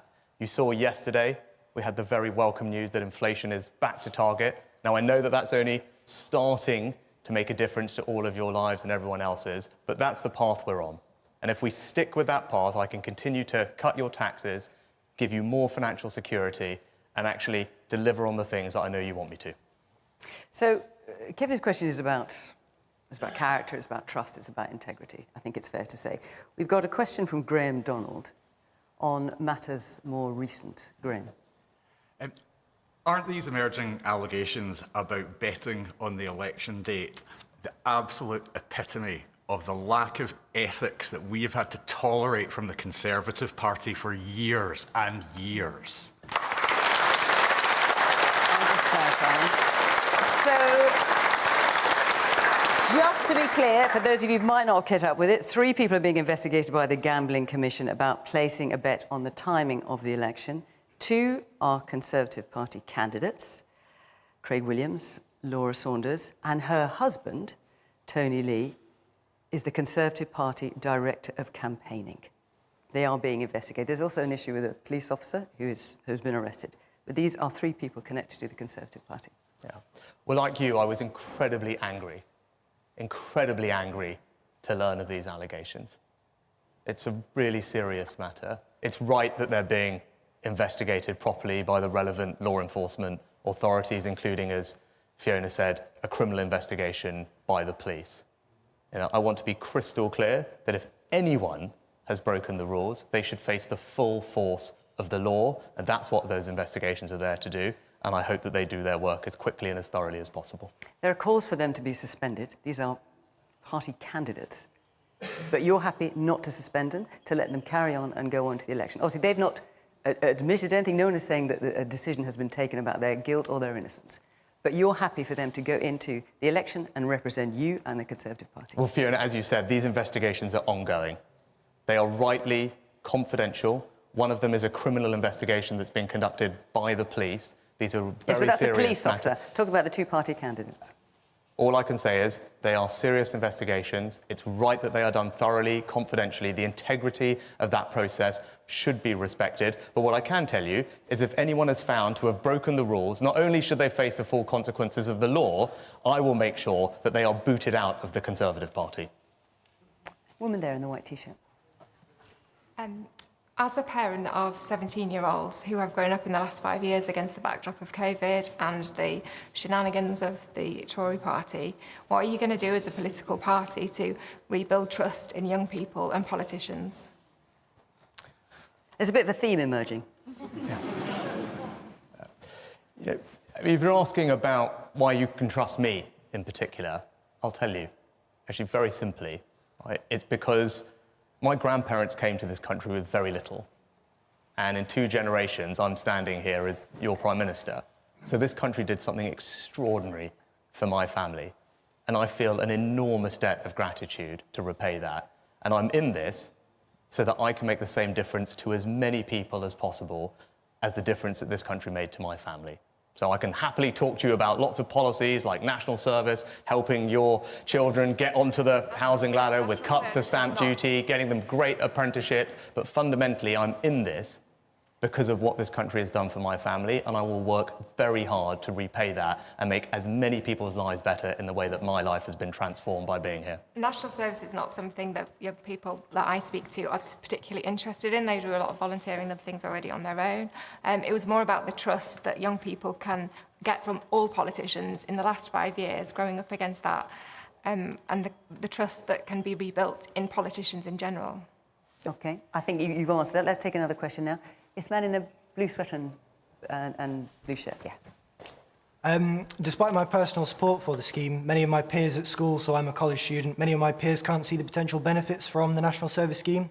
How are you going to enforce and also incensitise young people to take up the scheme? Yeah. So, actually, I've been everywhere across the country talking to young people about it and talking to parents about it, and I've heard an enormous amount of support for it. And I'll tell you why. I was with someone just the other day who I'd seen in the evening, someone in their early 20s, probably not that dissimilar in age from you, and they were telling me about something that had just happened to them that afternoon.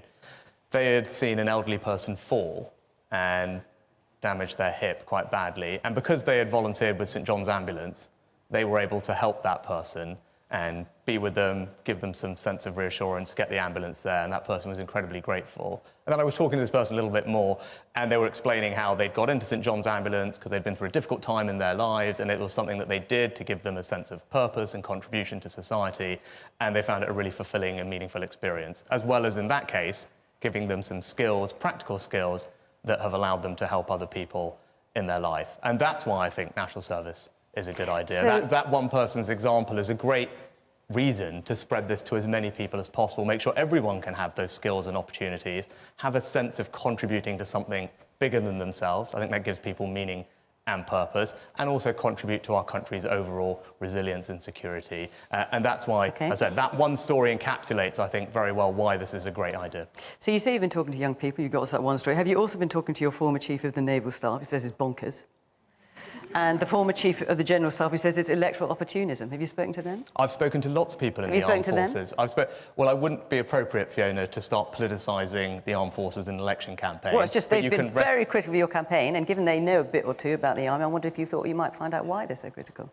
Because I've spoken to lots of people in the armed forces, and they themselves have been working on schemes to make it easier for young people to engage with the armed forces. That's something that they themselves have been working on. Those are the conversations I've been having with them for many months. And it's really important for people to know the military option is optional. Right? No one's going to be forced to do it. It's actually going to be very selective, well, the whole competitive. thing's going to be optional, isn't it? National service will be compulsory. The military option will be something that people choose to do. Oh, I see. So how will you make people do it? Sorry? If national service is going to be compulsory, how will you make people do it? Well, you'll have a set of sanctions and incentives, and we will look at the models that are existing around Europe to get the appropriate mix of those. There's a range of different options that exist. For example? There's all sorts of things that people do across Europe, whether that's looking at driving licences, other access to finance, all sorts of other things. The right thing to do is to allow... Access to finance? Yes. So if people don't want to do national service, what, you're going to take their bank cards away? What do you mean? There's access. there's lots of different models around Europe. There's lots of different models around Europe. This is being done in multiple countries in Europe. I don't doubt it. I'm just asking you what you think. So there's a range of things, and we will have a Royal Commission look at all of those, come back to the government and recommend what the appropriate mix of incentives and sanctions is. Man here in the blue shirt. 4.5 years ago, the Conservative Party campaigned on the oven-ready deal so that Brexit would be done and it'd be great for the country, and that was the heart of your election promises. Why now, 4.5 years later, aren't you saying, look how great Brexit's been for us? It's something that's absent from your manifesto. And what's happened with Brexit has been particularly affecting to young people, their ability to work and educate abroad. And we've benefited from Europe. We've benefited from low house prices, from good pensions. We're throwing young people into the fire, and I just don't see anything that you're doing for them. So just to be clear, is your question about Brexit? Is your question about Brexit or about young people? I mean, look, it's about how Brexit has denied young people a future. Well, look,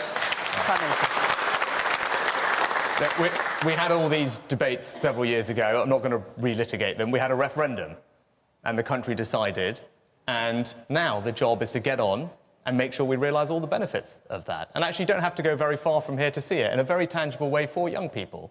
In Teesside, there's something called a free port, which is a special investment zone that we created using our freedoms from Brexit.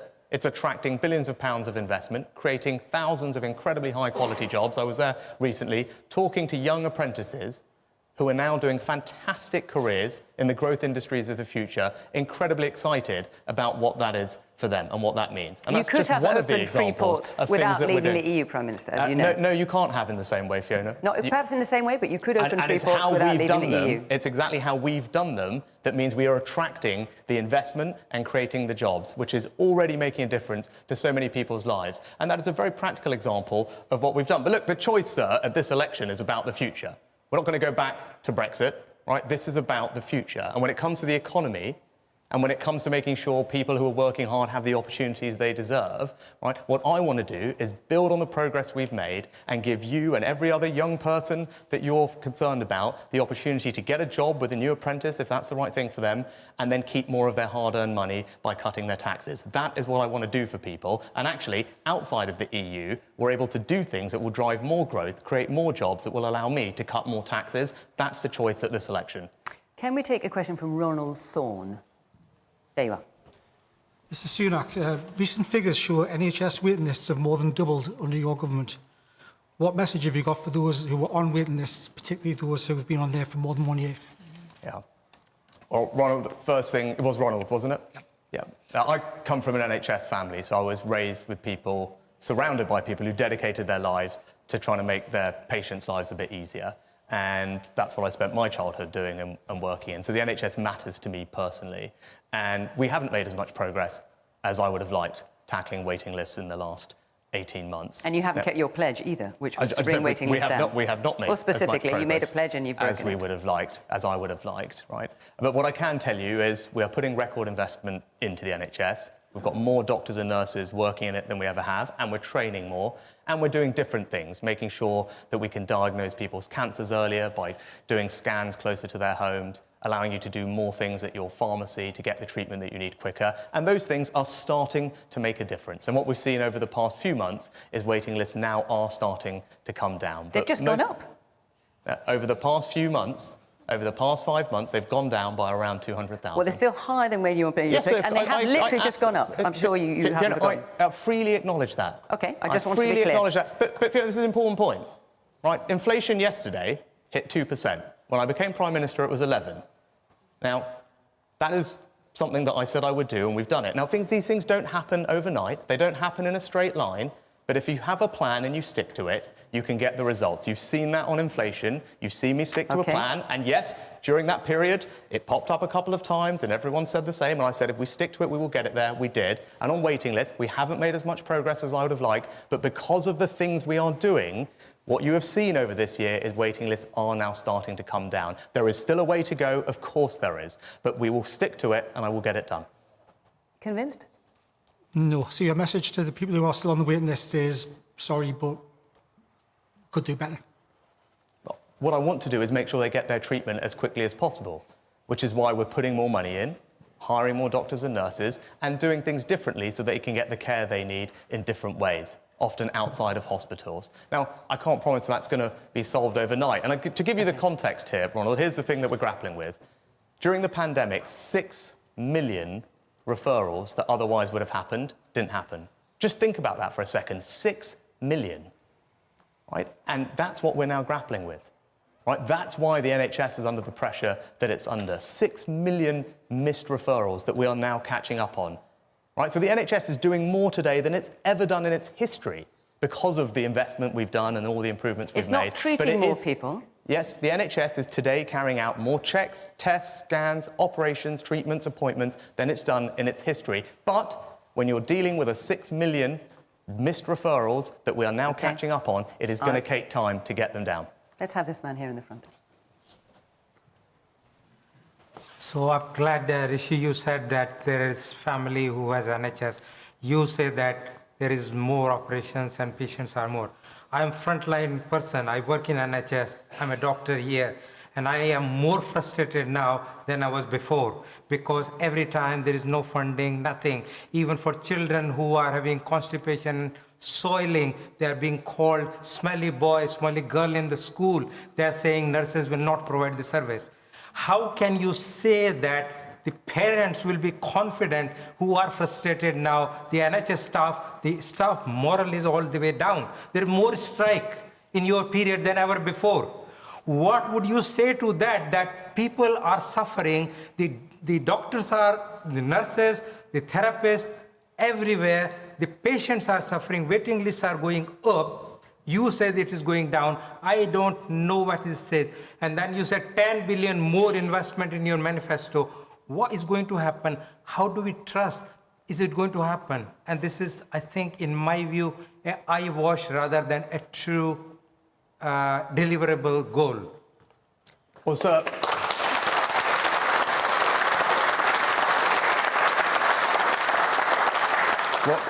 There is more money going into the NHS today than there has been in its history, and I'm sure BBC Verify after this debate will verify that for you. But that is the fact. But I don't inflation might have something to do with that. I absolutely acknowledge your concerns. You and your colleagues are working very hard.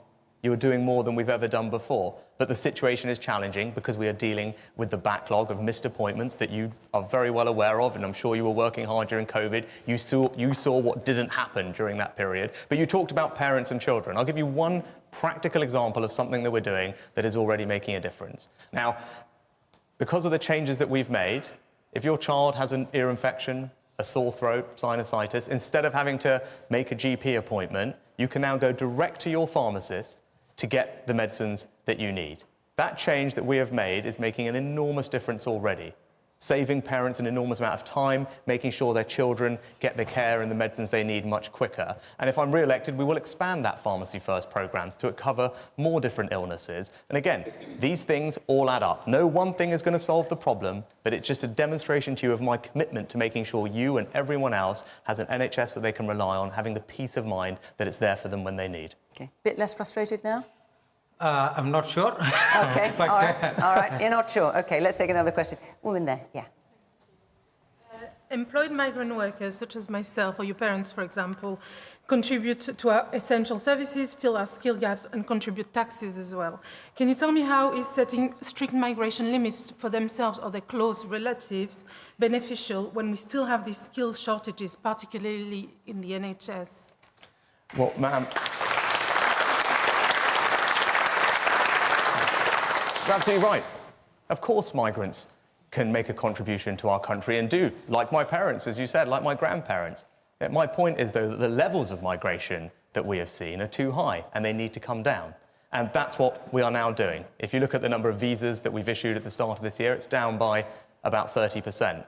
The level of net migration is forecast to halve over the next 12 months. And if I'm elected, there will be a legal migration cap that we vote on in Parliament to guarantee that the numbers come down every year. But Prime Minister, I think the question here is about how, tell me if I'm paraphrasing this wrong, it's about how to encourage the right kinds of workers here, and if you're not allowing them to bring their families, that is a serious disincentive. I think that's what you're saying, yes? It is, yeah. No, well, what we've done... Do you accept that? No, but that's not what we've done. What we have done is say that if people are going to bring family members here, they just need to be able to support them.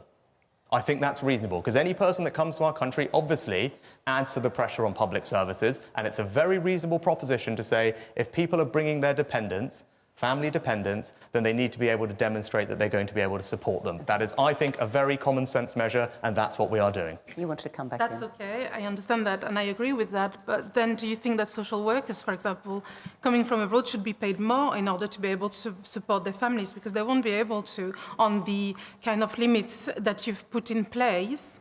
Given their salaries, they won't be able to support their families. Well, we have a dedicated visa for social care because we know how important it is, and we need to make sure that we do get the right workers here. That's why, unlike almost every other profession that you can think of, there's a dedicated visa for social care workers. But will they have to abide by this rule about supporting their families as well? Yes, because what we've seen... Because the point you're making is they won't necessarily be able to afford to do that on their salary. And what we've seen is there are lots of people who are prepared to come to our country because it's a fantastic country to fill those vacancies and don't need to bring their family members, and those are the people that we will welcome here. But what we can't do is support an unlimited number of people coming here who are not working. That's just simply not right, and it's not fair. So we may disagree on this, but I do think migration has to come down from the levels we've seen. That's what our migration cap will deliver. That's what we're already doing. And I think basic things like expecting people to support their family if they're bringing them here is actually just fair to everybody, and that's why I believe it's the right thing to do. Woman here. Hi. My daughter has lived in Australia, now working in Singapore. In both of those countries, without sponsors or a job, there are no benefits, there's no health care as such, and therefore it attracts people that want to go to work hard to live there. In terms of the UK, we do need migration, especially for the lower paid jobs, because our lazy lot won't do it. Are you talking about our audience here? I do hope not. Maybe some of them. Oh, that's fighting talk, but OK. Who knows? What I can't grasp is regarding the illegal immigration. if we didn't have similar policies introduced, perhaps the attraction for the illegal immigrants, they wouldn't go through the torturous journeys that they do, and we'd be in the situation now where most of this election, I feel, is about immigration.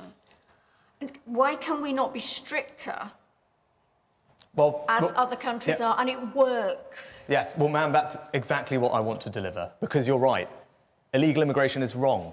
When people jump the queue and come to our country illegally, it undermines the notion, the sense of fairness that our entire country is built on. Right? And of course it puts pressure on public services and it causes security issues, but fundamentally it's wrong and it's unfair. That's why I want to stop it. Now, we've made progress, but in order to fix the problem that you've identified, actually mimicking something that Australia did for a while as well, we need to be able to remove people who come here illegally, send them somewhere else that's safe, because that removes the incentive. You're talking about removes Rwanda, the Prime incentive Minister, for them yes. to come in the first place. Now, if I'm your Prime Minister, we have flights ready to go that will take illegal migrants to Rwanda.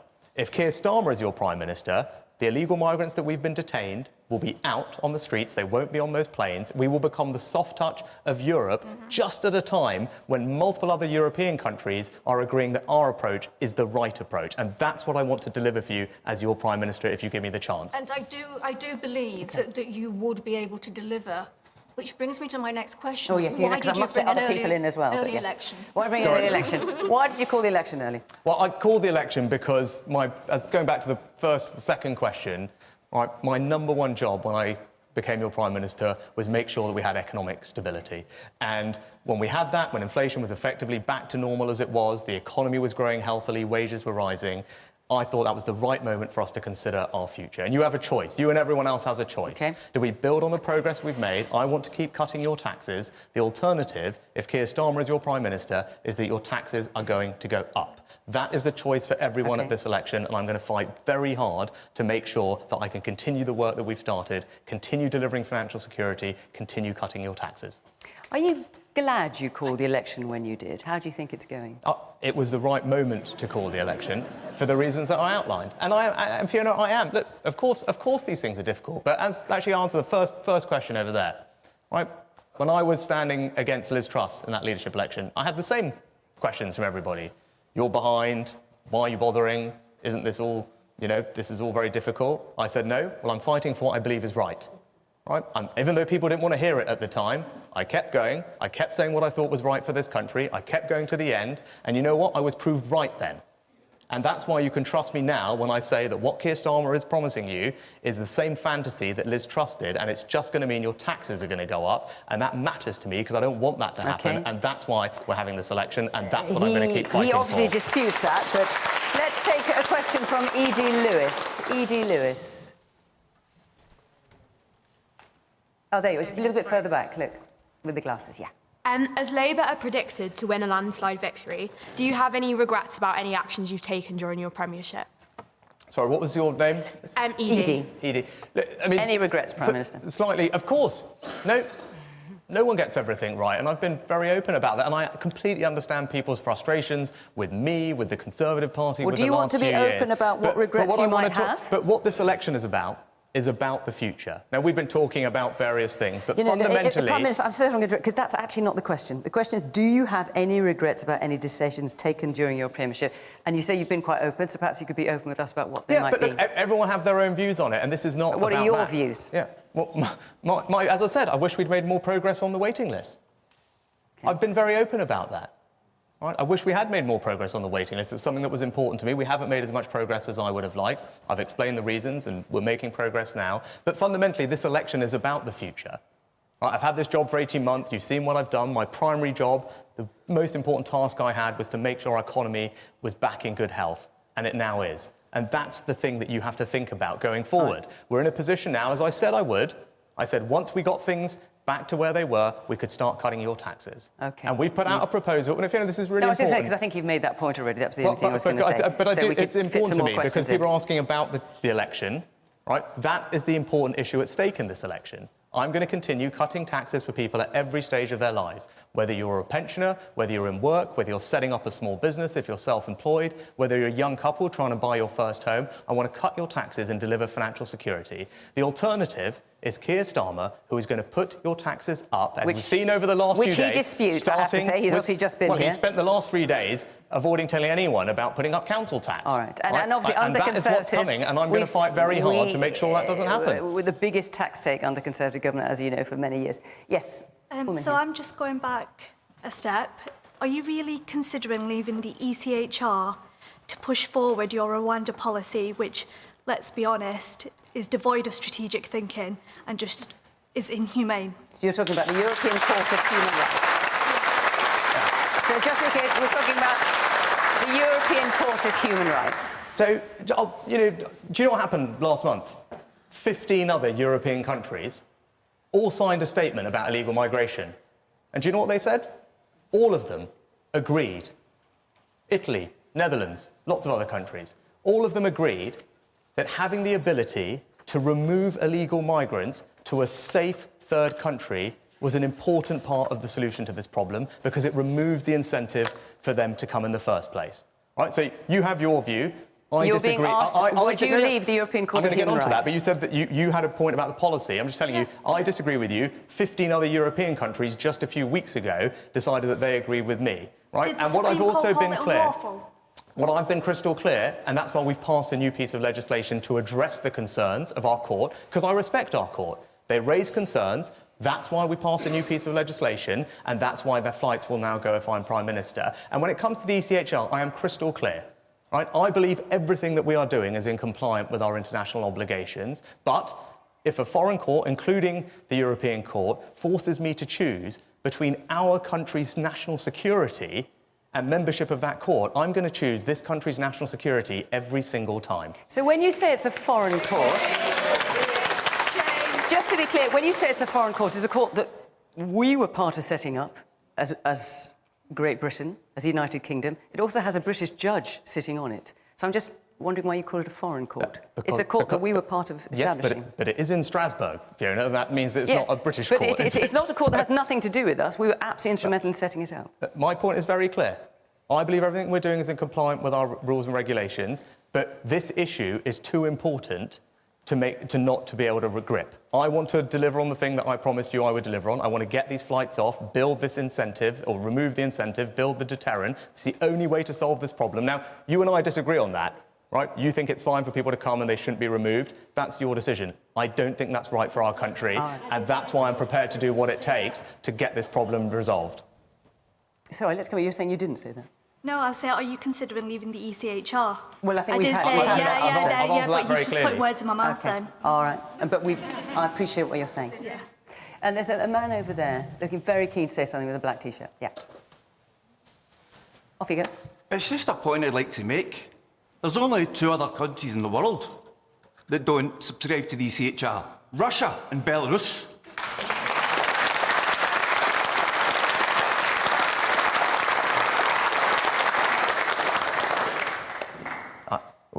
Sir, with the greatest respect, we do not need a foreign court to tell us how to police our borders and our security. Right? And I believe that everything we're doing is in compliance with our international obligations. But if I'm put in a position where I'm forced to choose between those things, I'm going to put our country's national security first every single time, and I make absolutely no apology about that. Shame on you. I've got about 30 seconds left. Very quick question. I'm 19, so I'm too old to do national service if you did bring that in, and I'm not looking to get a mortgage in the next parliament, so anything to do with that wouldn't impact me. Is there any policy you can offer me that would positively impact my life and the life of people who are my age? Forgive me, because we're pretty much out of time. Could you name one? Are you studying at the moment? Where are you studying? Here. Oh, you're at York Uni? OK. And what work Sadly, do you want we to do? don't have time for these niceties. One policy. You know what? Very simply, when you get your job, I'm going to cut your taxes, you're going to keep more of your money and spend it on whatever you want. There you go. All right. So, you got something of an answer, so I had to cut it short. That is it for now. Well done for all your stamina, folks, for sticking with the 2 hours. Thank you for your questions. Prime Minister, thank you very much for taking part in this. That is our Leaders special over for now, but don't forget, we have got the Plaid Cymru special on BBC World on Monday. We're back on Thursday for the usual routine, and then Friday with Question Time They're both from Birmingham. The first, our usual programme, and then the second, remember, with Nigel Farage of Reform UK and Aidan Ramsey of the Greens. But for now, from all of us here, and Prime Minister, thank you very much. Bye-bye.